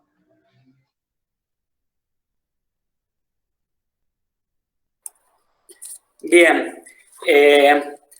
Sobre el tema de la vacuna, dice que si se puede aplicar una vacuna de una cepa y luego otra vacuna de otra. Interpreto que sería, ¿qué pasaría si me colocan como primer dosis una vacuna y como segunda dosis otra vacuna? Bueno, ante la falta de vacunas, eso es lo que se está haciendo en el mundo. Digo, Francia ya está tratando no consigue la segunda dosis de la misma vacuna, entonces está aplicando otra vacuna. Yo no lo veo mal, salvo en la Sputnik. En la Sputnik son 2 vacunas con 2 adenovirus distintos como vehículo. que lo que hacen es estimular y desencadenar en el cuerpo humano una segunda reacción inmunitaria que hace que se produzcan mayor cantidad de anticuerpos. Ahora, poner dos vacunas distintas ante la falta de la segunda dosis de la misma, yo lo prefiero a no aplicar nada, digo, a dejar solamente con una sola dosis, una sola vacuna en las personas, porque aun cuando sea otra vacuna distinta va a desencadenar nuevamente, es como que en la primera vacuna le dan empujoncito al sistema inmunitario y la segunda lo termina a hacer detonar. Si no hay de la misma, yo recomiendo volver a vacunar. Sería como ponerte vacunas todos los años y distintas vacunas. ¿Está mal? No, está bien, bienvenida sea. Es más, te diría, si me quieren poner a mí, me pusieron la vacuna Sputnik, y si quieren venir y ponerme la de AstraZeneca y luego la de Sinopharm, los estoy esperando. Acá está el hombro, no hay ningún tipo de problema. Que vengan. Es así de simple. La mejor vacuna es la que está colocada acá en el brazo. Sea cual sea, tenga la efectividad que sea, porque somos unos privilegiados los que pudimos acceder, aunque sea, a la vacuna de menor efectividad. No importa. Por lo que te diría que no estaría mal esa estrategia. ¿Qué es el índice R? Bueno, es una buena excusa que hemos utilizado para explicar no sé qué. La verdad es que se la utilizó mucho y al día de hoy dice, el R está por encima de acá, freno o sigo. Es un indicador que dice a cuántas personas puede infectar una persona que está infectada, ¿sí? Entonces, a partir de allí se hace una estimación. ¿Por qué en los niños ha crecido tanto? Porque están en la escuela. ¿Pasó 1,45? Sí. Quiere decir que un niño puede llegar a infectar a 4 o 5 personas en el periodo de incubación. ¿Por qué lo puede infectar? Y porque es asintomático y porque lo dejamos en contacto con otros chicos, así que va a infectar, va a tener un R mucho más alto que tenemos los adultos, que mayoritariamente somos sintomáticos. Y la otra pregunta creo que decía si a los 15 días le dan el alta y sigue con tos. Bueno, y aquí abro un paréntesis. ¿Por qué?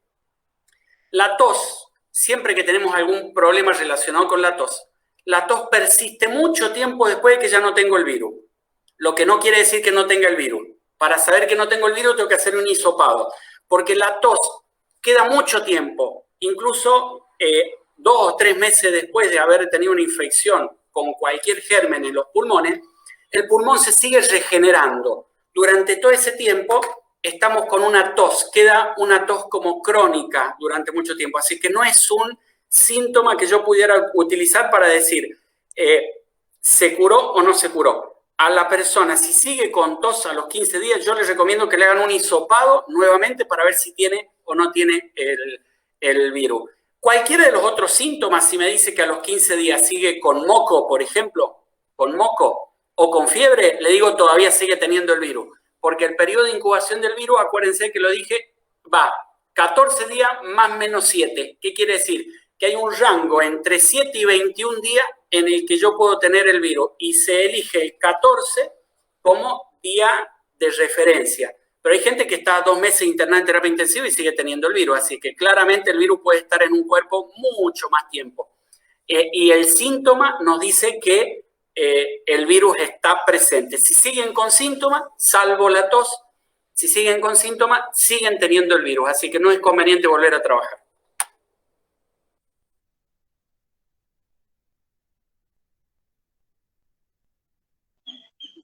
Bueno, comparto otra pregunta para el doctor, que es una compañera, Ana, si considera que la situación en Córdoba es mejor o peor que en Cava. Y otra pregunta que creo que la pueden completar entre los tres, Lito Benedetto dice, 10 o 15 días de no presencialidad y después empezar poco a poco. ¿Es un atraso mental y cultural en el niño o es cuidar su salud?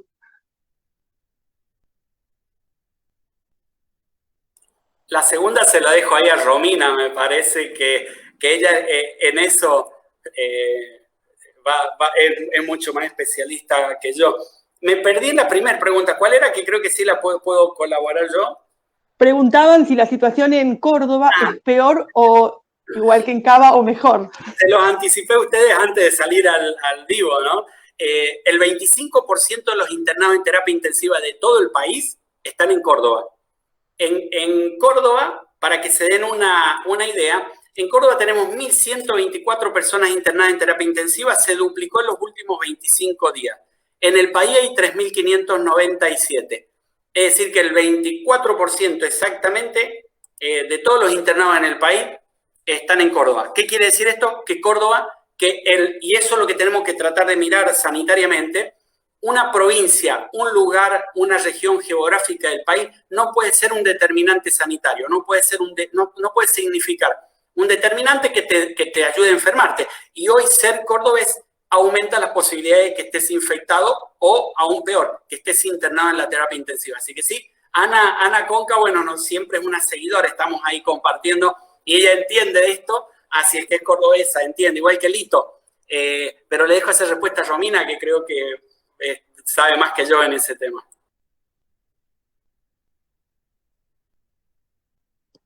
Qué presión que me ponen. Bueno, a ver, Lito, yo te voy a plantear, y tomando algunas cosas que me hizo pensar la exposición del doctor Atienza. Si pensamos que, digamos, en realidad el tiempo de incubación tránsito de la enfermedad puede ser entre una ventana entre 14 y 21 días, que el 90% de los niños transita la enfermedad asintomáticamente, que el sistema educativo moviliza los millones de personas que tanto el doctor como nosotros venimos insistiendo que se mueven con el sistema educativo, que el sistema educativo implica el movimiento de personas interjurisdiccional, solo de la provincia de Buenos Aires a la ciudad, 400.000 personas, y esto ocurre entre departamentos, entre jurisdicciones. Entonces, a ver, de nuevo, la decisión es la defensa de la vida.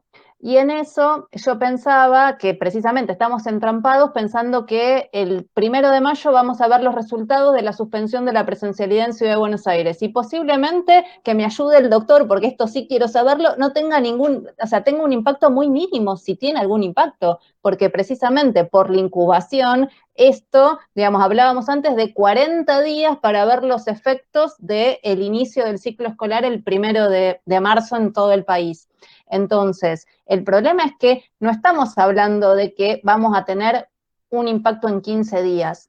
Y de nuevo, el ir dosificando ¿cómo? Si no tenés una pandemia controlada a nivel comunitario y seguimos avanzando sin vacunación masiva. Leía que se están haciendo estudios en niños precisamente para probar la vacuna, porque ya está la certeza de que si no se logra vacunar a esa franja de la población, que es un 20% o más, digamos, la pandemia no va a desaparecer. Entonces digo, me parece que el problema que tenemos es ese, y por eso, como no elegimos el contexto de la realidad, ¿sí? Y para transformarla tenemos que ver cómo es la realidad tal como es que yo me intentaba concentrar en relación a lo que Ariel preguntaba antes, en, bueno, ¿qué necesitaríamos para efectivamente tener un proceso de defensa de la educación? Porque si vamos a seguir entrampados con este protocolo que establece, bueno, vamos a ir a esquemas mixtos en los cuales no se garantizan los recursos y suponemos que en realidad ahí estamos resolviendo el hecho pedagógico,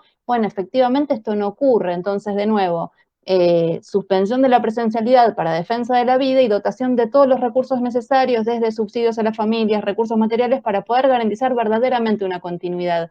Y me parece que el problema es que no elegimos la realidad como es, no elegimos una pandemia, nadie eligió vivir en una pandemia. Entonces me parece que nosotros no podemos pensar como que ese elemento desaparece mágicamente y entonces que podemos resolver o tomar decisiones obviando ese contexto epidemiológico. Entonces, de nuevo, tengo mis dudas si van a ser 15 días, digamos, y además si esta gradualidad no abriría, en un contexto en el cual la pandemia sigue circulando a nivel comunitario, en realidad no estaríamos, digamos, como en una calecita, ¿no? Y esto lo planteo porque precisamente en enero, o sea, cuando el gobierno planteó la estrategia de la presencialidad, era la idea del stop and go. Bueno, abrir, cerrar, pero en ese contexto, digamos, estamos girando sobre el mismo problema y me parece que acá, y que me ayude el doctor, aparece el problema que señalaba antes. Cuanto más dejemos circular al virus, más mutaciones vamos a tener, con lo cual más vamos a estar de nuevo, ¿no?, en una espiral ascendente.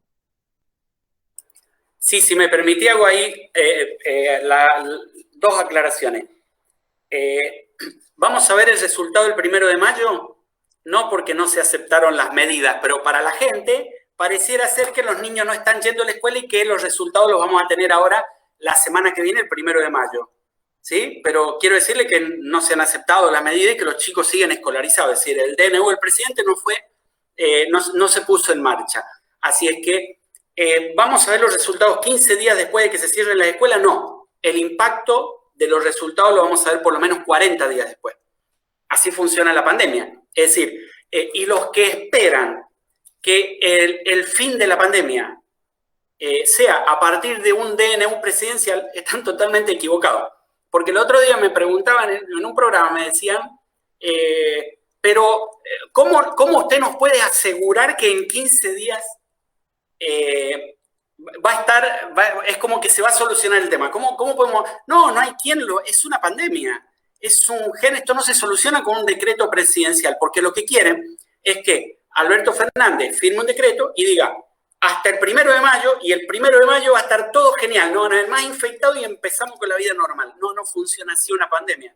Disculpen, lo que hemos visto no tiene nada que ver con eso. Digo, como decía Romina, pisemos sobre tierra firme, vamos a los datos reales y nos demos cuenta que estamos empezando, ni siquiera empezando, yo estoy de manga corta acá, no sé, acá hace calor en Córdoba. Digo, faltan todavía 1 o 2 semanas para que llegue el frío. Y 1 o 2 semanas para que la variante inglesa y la P1 en Brasil sea la prevalente en la Argentina. De modo que estamos recién empezando a subir la cresta en la cantidad de casos. Digo, ni siquiera creo que nos imaginamos lo que se nos viene a futuro. Por eso es importante quitar la presencialidad del medio para que no choquen estas 3 variables, la presencialidad, el frío y la predominancia de la B117, que es la cepa de Inglaterra, o la P1 de Brasil, que la tiene incorporada esa variante, y que es la variante en la que circulan los chicos predominantemente. Digo, cuando se junten las 3, el tema de conversación les puedo asegurar que no van a ser las escuelas. ¿Sí? Yo les aseguro, va a ser de dónde conseguimos, como decía Ricardo, dónde conseguimos anestésicos, calmantes y oxígeno. Ese va a ser el problema en la Argentina. ¿Ya estamos teniendo falta de esos elementos? Sí. En Córdoba ya hay un hospital, el Hospital Ferreira, que atiende pacientes en los pasillos. Ya. No es algo que va a pasar en 15 días. Ya. Imagínense cuando llegue y choquen esas 3 variables dentro de 15 días, lo que va a ser. Por eso es importante tomar conciencia y decirle a la gente, es una locura lo que estamos haciendo. Tomemos conciencia. Una pandemia no se la tiene que manejar desde el punto de vista político, porque se van a equivocar siempre. En una pandemia hay que estar dispuesto a pagar el costo político, pero estar seguro de que lo que se está haciendo bien y que la cantidad de fallecidos que vamos a tener va a ser menor. ¿Sí? Es preferible ese costo político a otro costo político que diga, a ver, yo quiero tener, esto es cháchara, esto de las escuelas, de los contenidos, que los chicos siguen escolarizados, porque ya sabemos que los chicos tienen miedo porque van con barbijo, tienen pánico, no se pueden acercar a la maestra. Si se acerca a la maestra parecieran ser terroristas. La maestra le dice, no te acerqué, no te llegué, si le toco un cuaderno. Y si el chico quiere llorar o abrazar a alguien porque extraña a su mamá, no puede hacerlo. Es un lugar de porquería la escuela en este momento. Créanme que creo que no es lo ideal lo que pensábamos. Ya nos dimos cuenta, es un lugar bastante complejo. De modo que hay que abandonar la presencialidad y no dejar que se nos junte con el clima y con la variante esta P1 y la B117 en 15 días, porque va a ser una catástrofe. Así es que, y la vacuna pediátrica, hay 2 vacunas pediátricas, la Soberana 2 de Cuba y la Abdala, que terminan el ensayo. La Abdala está terminando hoy con la segunda dosis y el 26 de mayo la Soberana 2 está terminando hoy con la segunda dosis y el 26 de mayo con la tercera dosis. Y la Abdala terminó el 14 de abril con la segunda dosis, termina el 17 de mayo con la tercera dosis. Son las únicas 2 vacunas pediátricas que vamos a tener, pero recién para el mes de julio o agosto. Así es que el escenario es todavía muy a futuro. Sí, ¿puedo hablar, Ceci? Sí, por supuesto. Sí, no, es quizá un poco lateral, pero el tono general de todo lo que estuvimos hablando me hace acordar, y creo que vale la pena recordarlo también acá, antes de la Segunda Guerra Mundial hubo un periodo en Europa que se llamó del apaciguamiento. Y era un periodo donde sistemáticamente el régimen nazi hacía barbaridades y las otras potencias decían, bueno, no, es esto solo. Intervenía en la Guerra Civil Española y las otras decían, no, nosotros mantenemos la neutralidad. Intervenía en territorios que no tenía que militarizar y anexaba a Checoslovaquia. Todo lo que pasaba era apaciguado. Y es un funcionamiento lógico, porque también cuando cuando en enero del 2020 nos enteramos que había un virus en China, la primera reacción humana debe ser como la otra gripe, esto va a pasar, bueno, seguramente no. Es difícil aceptar la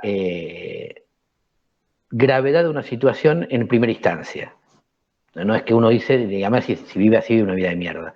Es difícil aceptarlo en primera instancia. Para eso hay un solo recurso, que es el que Oscar estaba mencionando todo el tiempo, es la ciencia. Hay algo que me puede decir que lo que yo veo ahora es el elemento inicial de algo más grande. Aunque no veo la totalidad del asunto, como decía Marx, si yo viera todo, ¿para qué necesito la ciencia? La ciencia me permite anticipar. A ver, de otra manera, los síntomas iniciales del COVID me permiten empezar a hacer algo, por ahora no tanto, pero ya se hacen muchas cosas, antes que el problema termine matándome. Siempre la ciencia anticipa. En este punto es importante, desde nuestra perspectiva, la del termómetro, entender que la estructura de la salud argentina está armada para que todo problema grave sea una tragedia. Y la estructura de la educación está armada para que todo problema grave sea una tragedia. La educación, porque como dijo Romina, las escuelas son una caja de un depósito, y un depósito no es un buen lugar, entonces en cuanto hubo que exigirle algo ya no servía. Y la salud, porque se ha ido torciendo en la financiación cada vez más hacia una situación en la que la gran parte de la población miserable es atendida en una salud pública miserable. Y esto es una fragilidad tremenda. Entonces, a todo lo que dijo Oscar, todo el tema de la gravedad de esta enfermedad, y que tenemos que estar atentos, que es un tema grave, que no es que lo vamos a resolver con un par de medidas, 2 lavaditas de mano en alcohol en gel y a jugar al fútbol. Esto que no se va a resolver de esta manera, yo le quiero agregar, desde nuestra perspectiva, tampoco la estructura social se va a resolver, ni con decretos. Acá hay una estructura social organizada para la ganancia particular y para la miseria de la mayoría. Y esto lo explicó muy bien el movimiento de los compañeros de salud de Neuquén, que se dieron cuenta que no son importantes y que la única manera de llamar la atención era cortarle el gañote al petróleo y decir, si no nos dan bolilla, no hay ganancias. Porque si no, en Neuquén se mueren todos, mientras puedan llegar los trabajadores petroleros con las máquinas a hielo para seguir sacando petróleo y exportar y hacer renta petrolera. Resuelto esto, lo demás no importa. Esta es la lógica del sistema. Por eso los termómetros que dan cualquier temperatura, total, si yo estoy haciendo un como si. Está a 34 grados, bueno, mientras estás más lejos de tener fiebre, mejor todavía. Si tenés 0, sería mucho mejor. Esta lógica es la que tenemos que combatir. Reclamar la inmediatez de tener los problemas que nos van a matar y también tener una perspectiva para que esto no se vuelva a repetir. Cada vez que un bicho de esto vuelva a aparecer, porque como dijeron Lewins y Lebontin, la idea de que las infecciosas se habían acabado fue una fantasía equivocada. Gracias. Gracias, Ricardo. Yo iba a comentar, cuando el doctor habló del no cumplimiento del DNU y cómo era la situación en la provincia de Buenos Aires, porque hay compañeros de todo el país, que acá solo se suspendieron las clases en Gran Buenos Aires. El resto de las provincias tiene clases presenciales, e incluso en algunos distritos de Gran Buenos Aires queda determinado por el semáforo o la fase en la que está. O sea que tampoco se está cumpliendo en la provincia de Buenos Aires. Y justo una compañera acaba de escribir un pedido para el doctor que hable con el presidente y lo convenza de terminar con las clases presenciales, y señala esto, que en las grandes ciudades de Buenos Aires se están dando clases de manera presencial. Después comentan lo de los termómetros, han tenido temperaturas hasta de 31 grados. Y hay una pregunta para Ricardo, me perdí el nombre del compañero, que pregunta si considera que la Argentina, de Sergio Gastón Val, si estamos realmente en condiciones económicas en la Argentina para fabricar la vacuna. Perdón, antes que Ricardo conteste esto, para el doctor, si llega a hablar con el presidente, digamos, en realidad, claro, lo que habría que efectivamente poner de relieve que se tomó una medida súper insuficiente y que en realidad quedó supeditada a la voluntad de cada gobernador. Entonces yo pensaba, bueno, Córdoba, Santa Fe, Mendoza, Salta, por pensar cómo están en rojo en términos de la curva y qué sé yo, bueno, digamos, ahí es una medida que el problema no es solo que no se cumple el DNU, sino que como está librado se dejó a la buena suerte de digamos, de la decisión de cada gobernador. Entonces digo, bueno, ahí no, me parece que esto sería importante como para pensarlo. Pero bueno, Ricardo, te dejo.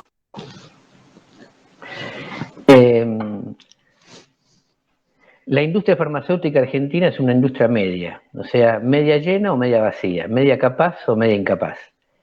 Esa pregunta tiene varias respuestas, depende de cuál sea el punto de vista. Por empezar, hoy no, Argentina no está fabricando vacunas. En algún momento a lo largo del año los puede llegar a fabricar, es casi seguro. Aparentemente hay 2 proyectos en los que Argentina no fabricaría vacunas, sino que participaría en alguna parte de esa fabricación. Por ejemplo, si llegan las de AstraZeneca terminadas, habría participado en la fabricación de vacunas. Como todo producto de consumo, terminado está cuando llega al consumidor. O sea, lo que se hizo acá fue una parte, pero eso no es una vacuna. Una vacuna es lo que me ponen en el brazo. Por otro lado, dicho esto de manera incorrecta, lo quiero aclarar. ¿Qué sería Argentina fabricando vacunas? Porque quienes van a fabricar vacunas son, en una parte de esa fabricación, laboratorios privados instalados en Argentina. Los laboratorios privados instalados en Argentina seguirán adelante o no con esa fabricación y con esa disposición de acuerdo a lo único que mueve el capital, que es la ganancia. Así que una variable que hay que tener en cuenta es que esto seguirá, avanzará, se desarrollará o caducará de acuerdo al mercado, porque estamos en el capitalismo. Y por eso, así como hay muchas vacunas que van avanzando, y recién Oscar mencionó 2 más, de las que estábamos nombrando habitualmente, la Soberana de Cuba, o sea, hay vacunas que están un poquito más tarde y por distintas razones, algunas intentan ser de vía oral, entonces serían más prácticas, otras para niños, y otras parecidas a las que están en curso. También hay que decir que por lo menos hay 4 vacunas avanzadas que caducaron. O sea, hay 4 inversiones para desarrollar vacunas que fueron un fracaso. No es que todo el que invierte en una vacuna inmediatamente tiene asegurado seguir adelante, ganar y que le vaya bien. Esto es el capital. El capital es especulativo, pero no porque esté ligado al sistema bancario, sino por el sentido etimológico de especular, el sentido de actuar sin bases razonables para la acción.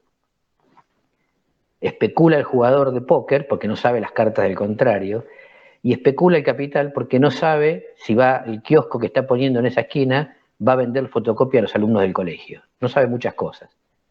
Entonces, ¿Argentina está en condiciones? Hoy no. Probablemente esté a lo largo del año de participar en este proceso, vuelvo a decir, Argentina, no, ningún país casi tiene todo el proceso incluido en su territorio. Y por otro lado, también está esta variable posterior que es, y depende lo que el negocio de las vacunas ofrezca. Como ven, esta línea de pensamiento va para un lado. Por otro lado, nosotros estamos diciendo y repitiendo, la epidemia no va a terminar acá, la pandemia va a seguir. Sí, pero el capital no está pensando en enfermedad, está pensando en negocios. Por lo tanto, puede ser que si esta enfermedad deja de ser negocio, o sea negocio para otros y yo ya no pueda participar en ello, me baje. Como sucede en un montón de emprendimientos que serían, y como explica que no haya oxígeno.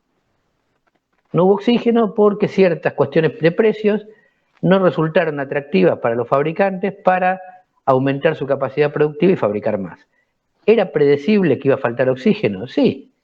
¿Pero por qué lo voy a fabricar si no es negocio? Si soy un capitalista, soy un capitalista. Mientras no entendamos qué tipo de virus mental afecta a la clase burguesa, siempre vamos a creer que las cosas van a funcionar de una manera que después la realidad no nos demuestra que es así.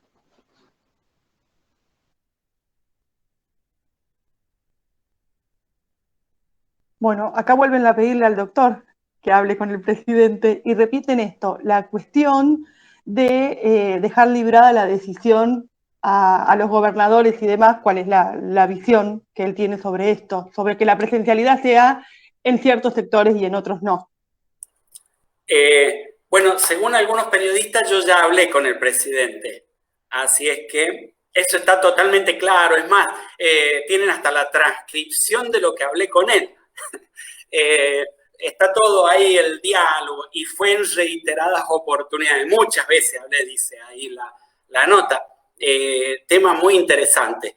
La verdad es que no hablé con el presidente.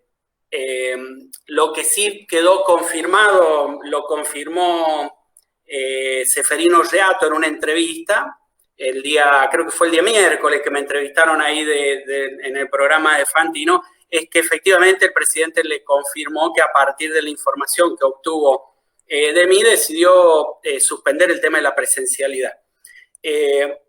Yo si tuviera la oportunidad de hablar con él, y creo que se va a dar la oportunidad esa, estimo que se va a dar, yo lo que le voy a recomendar es que se anime a pagar el costo político de suspender la presencialidad en todo el país porque vale la pena.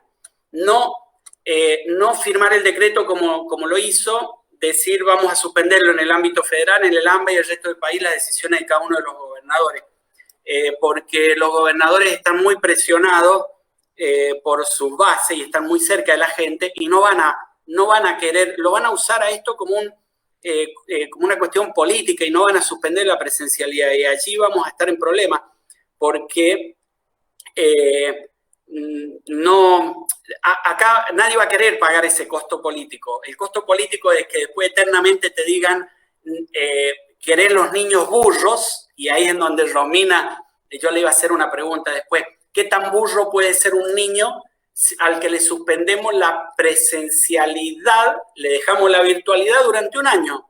¿Qué tan burro puede ser? Digo, burro, entre comillas, uso esa palabra porque es la que me dijeron los otros días, me dijo un periodista de Córdoba, dice, pero Oscar, dice, ¿usted no tiene miedo que lo dejen pegado como un profesional que no quiere que los chicos vayan a la escuela? Usted lo que quieren que los chicos sean ignorantes. Más adelante le digo, mira, eso se lo puede decir a cualquier persona, menos a alguien que tiene 6 títulos universitarios como tengo yo. No, a mí no, con esa no me van a correr. Mi prioridad está basada en el derecho de la persona número 1, que es el derecho a la vida. Después el derecho a la salud y después está el derecho a la educación. Digo, no podés alterar ese orden de prioridades que hemos hablado. De modo que yo creo que el presidente se tiene que animar y firmar la suspensión de la presencialidad a nivel nacional porque ya la gente lo está pidiendo. Hace 10 días atrás, cuando él lo firmó, todavía no estamos convencidos. Hoy estamos totalmente convencidos de que la presencialidad es un problema y la semana que viene, cuando se nos llenen las terapias de niños, no van a quedar dudas. Allí el tema de conversación va a ser el tema de conversación, el tema de conversación de la gente en general va a ser otro, va a cambiar el orden de prioridades.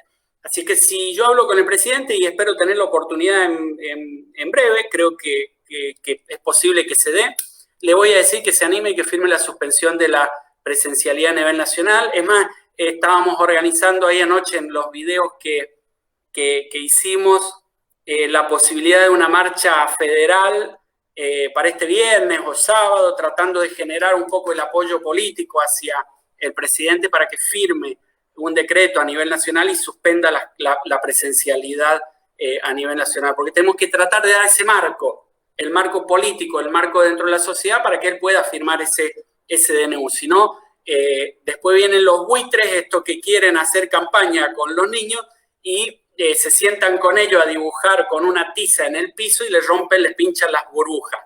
Que lo hemos visto eso ayer y hoy, ¿no? Estos que creen que están innovando con la educación y que hace 3 años atrás le quitaron las netbooks, por ejemplo, y aplaudían porque les quitaron el programa Conectar Igualdad. Si festejaron eso. Y hoy están preocupados porque los chicos no se conectan, de un discurso totalmente fuera de lugar, contradictorio y político. Así que bueno, sí, si hablo con él, les voy a transmitir que suspenda y que asuma el costo, que esto no va a ser un costo, a la larga va a ser lo vamos a terminar agradeciendo todos, ¿no? Que suspenda a nivel nacional la presencialidad escolar.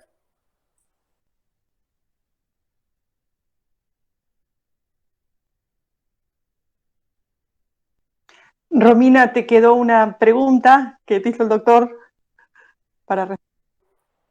Bueno, yo pensaba dos cosas, ¿no? Por un lado, ¿cuánto más burros van a ser, ¿no? Bien, a ver, yo no es que quiera, digamos, seguir dando malas noticias, pero a ver, ese problema ya lo tenemos en tiempos normales y en tiempos de presencialidad escolar, es decir, digamos, no lo digo yo, lo dicen las pruebas ONE, lo muestran las pruebas PISA, 1 de cada 3 alumnos no comprende lo que lee, ni en la escuela primaria ni al terminar la escuela secundaria.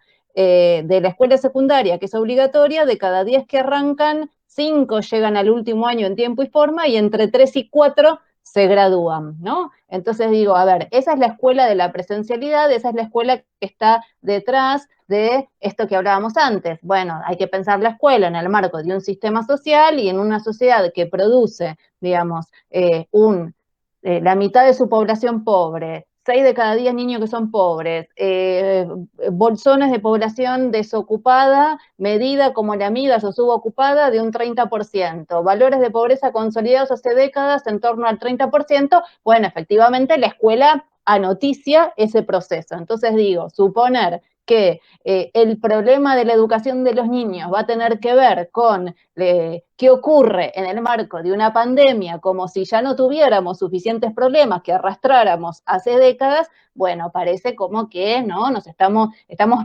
hubiésemos salido, ¿no? Digamos, de una burbuja y nos trajeran acá y dijéramos, el problema arrancó ahora, ¿no? Entonces eso me parece que es lo primero que hay que señalar. Y después lo otro es, bueno, efectivamente, y de nuevo, doctor, no es que quiera abusarme de su contacto con el presidente, pero si efectivamente pudiera hablar con él, ¿sí? A ver, el problema no es solo la suspensión de la presencialidad, es decir, eso evitaría millones de muertes, eso está claro. Ahora, digamos, no se resuelve el problema luego librando a los recursos materiales de cada una de la población el cómo continúe ese proceso de suspensión de educación remota. Entonces, si no repartimos computadoras, liberamos el Wi-Fi, no solo una tarifa social, sino liberar Wi-Fi, contratar docentes, pensar cómo reorganizamos el proceso educativo, bueno, efectivamente estamos haciendo un como sí que nos va a evitar muertes, no es poco, ¿no? Pero quiero decir, en términos de el problema que tenemos a nivel educativo, bueno, efectivamente no lo vamos a resolver. Por eso yo insistía antes que en términos de indicadores, hay indicadores para resolver el problema. Y en realidad es interesante porque, digamos, a ver, de la democracia para acá el peronismo nos gobernó 20 y pico de años, ¿no? Y contando. Y entonces no pueden hablar como si sus gestiones estuvieran escindidas de este resultado que dije antes de 1 de cada 3 que no comprende lo que lee. Entonces digo, pueden decir si el macrismo discontinuó el Conectar Igualdad, igual lo reemplazó por otro programa y repartieron tablets. Bueno, digamos, podríamos, digamos, señalar eso o los límites que tuvo inclusive el mismo Conectar Igualdad en términos, digamos, de la gestión del kirchnerismo, no lo digo yo, lo midió la UNESCO, ¿no? Entonces digo, no podemos decir que ese resultado no tiene nada que ver con el personal político que nos viene gobernando hace décadas. Entonces, una vez más, estamos pensando como si el problema de la educación hubiese arrancado en enero del 2020, cuando se reportó el primer caso de COVID en Argentina, y en realidad es un problema que estamos arrastrando hace décadas. Entonces, bueno, digamos, bien, suspender la presencialidad garantiza el no morir, ¿no? Y eso es un montón. Ahora, si repetimos o reeditamos la película del 2020 en donde generamos un proceso de acompañamiento ficticio y después además tras cartón escribimos que 9 de cada 10 continúan el proceso pedagógico, digamos, y hoy mismo estamos viendo que efectivamente eso no ocurrió, bueno, si no lo acompañamos de recursos, estamos amplificando el problema, ¿no? Un problema que, como digo, no es nuevo, sino que tiene décadas y que tiene una raigambre social. Es ese sistema social que produce estos indicadores que dije antes al que no le importa la educación del conjunto de la población. Por eso, digamos, es que los mandamos a la escuela con un protocolo ficticio a que se enfermen o suspendemos la presencialidad sin recursos. Es hora de que pensemos que la raíz de nuestro problema está ahí, en ese sistema social. Como antes decía Ricardo, de quiero el pescado, la caña, quiero todo, ¿no?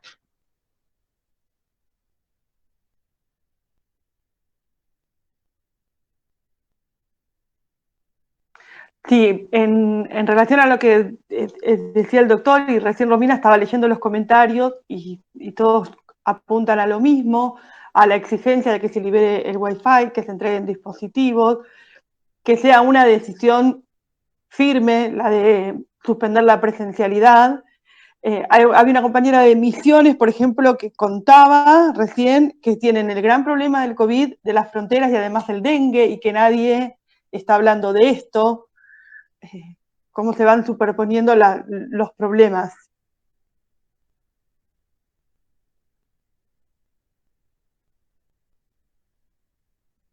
Y también hay muchos comentarios que señalan el silencio de los sindicatos. ¿Alguien lo quiere tomar? No estuvieron en silencio, ¿no? A mí me saltaron a la yugular hace 15 días atrás y dijeron, le respondemos al doctor Atienza y decían, acá en Córdoba decían que el aula era muy segura. Y salieron a responderme, ¿no? A descalificarme algún gremio acá en Córdoba. Que 10 días después, cuando se les murió un docente en Morteros, salieron a pedir la finalización de la presencialidad. Es decir, que en silencio no estuvieron, pero en realidad entendemos lo que quiere decir por ahí la persona esta. Están mirando para otro lado, ¿no? Salvo un gremio que hay por ahí en Cava que está un poquito más activo, pero el resto ni se enteraron, no quieren este problema.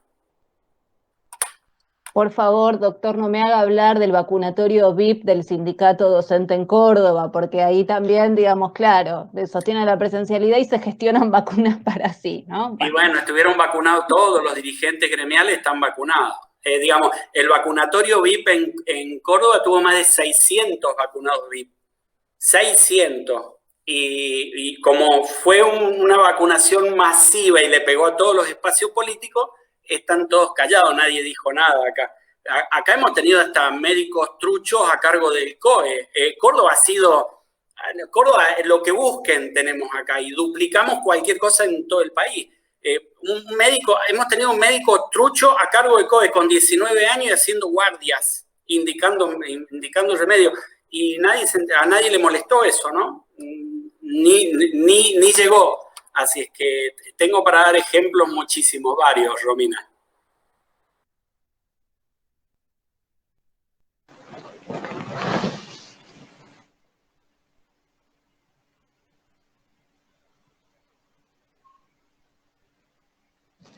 Un comentario quería hacer antes de cerrar sobre las decisiones gubernamentales que nos han llevado a este punto. Por una cuestión de lógica, ¿no? Yo no puedo aceptar la idea de que se toman decisiones que no son de lógica y de profesión. Yo soy psicoanalista. Para mí todo acto, el sujeto es responsable. Es la base del psicoanálisis. Y es la base para mí de la vida social. El sujeto es responsable. No puedo aceptar de ninguna manera la idea de que la política es ser engañado. Y si yo soy engañado, soy responsable de haber elegido a los engañadores. Y si yo tomo decisiones incorrectas, soy responsable de elegir un gabinete mal elegido.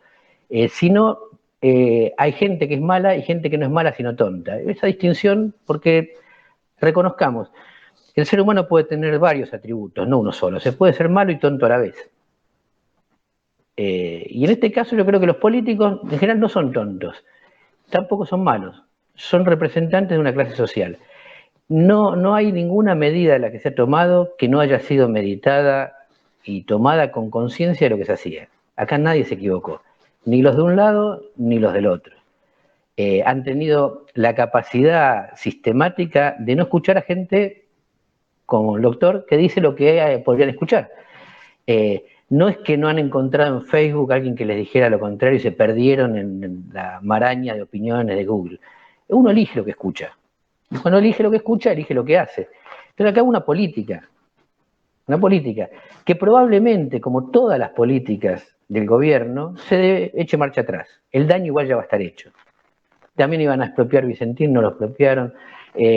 Planificaron que los jubilados vayan a buscar su primer cobro, amontonándolos. Compraron alimentos con sobreprecio. O sea, equivocarse y pedir disculpas es algo que desde mi punto de vista no tiene la menor validez, porque uno siempre es responsable de lo que hizo. Y nuestra idea es que esto que se hace responde a lógicas profundas. El presidente es el presidente de un partido que defiende el capitalismo y actúa de manera de defenderlo. No hay errores. Elige los ministros que elige y luego, con la función que tienen los ministros, cuando el enojo de la población detecta lo que está haciendo cada ministro, lo hace saltar. Pero el ministro siempre es un fusible, nunca un enemigo. Es el tipo que salta cuando el vacunatorio VIP, o sea, la vacunación VIP nacional, quedó expuesta, bueno, salta un ministro. Probablemente el ministro de Educación en algún momento salte, volaron otros, pero nunca porque descubrí que un presidente no descubre que los ministros lo traicionan, sino que es mejor que caiga un peón y no que caiga el rey. De eso se trata el ajedrez de la política. Nosotros estamos en medio de un proyecto coherente que implica reactivar la economía o lo que se pueda de esta economía, a costa de que haya muchos dolor en la clase trabajadora. Bien, ese plan es el que llamamos a enfrentar, y hoy el nombre del enfrentamiento que nos une a todos es vacunación masiva ya, fin de la presencialidad ya. No importa cómo pensemos que piensa el presidente, los ministros, estamos unidos por exigir algo que es necesario para que deje de haber muertes. En nuestra opinión, esto se enlaza directamente con buscar que nunca más el sistema esté orientado a la ganancia y que haya una sociedad que esté orientada a la felicidad, la vida, la salud y la satisfacción. Pero inmediatamente tenemos que unirnos. Si el presidente quiere escucharlo al doctor sería maravilloso, pero yo creo honestamente que ya lo tiene que haber escuchado. Porque estuvo en televisión, está acá. Si lo pudimos ubicar nosotros, que somos 4 gatos locos, ¿cómo no lo va a escuchar alguien que tiene todo un gabinete buscando soluciones? Quizá no son las soluciones que quiere. Perdón, muchas gracias.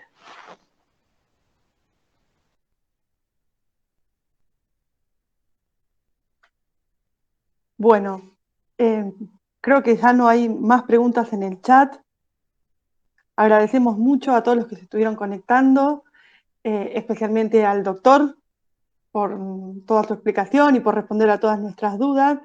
Los invitamos a seguir en Facebook y en Instagram nuestras páginas de la Corriente Nacional Docente Conti Santoro. Recuerden que el video va a estar subido y también va a estar subido a YouTube para que lo puedan compartir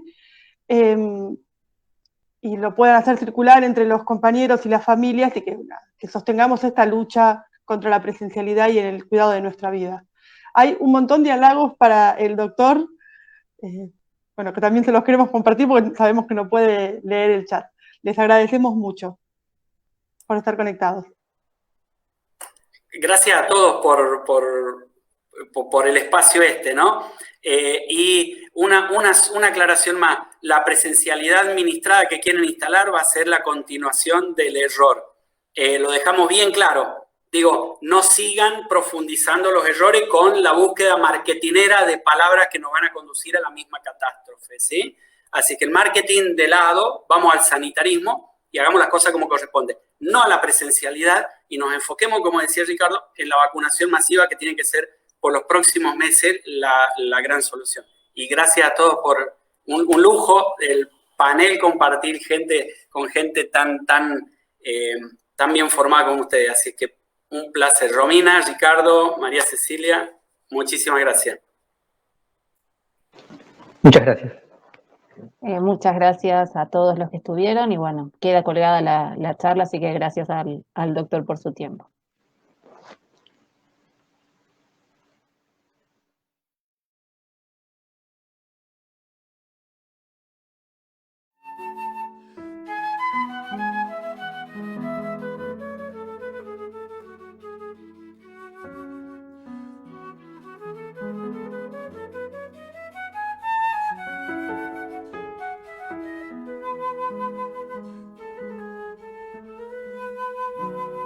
Si ustedes lo permiten, prefiero seguir.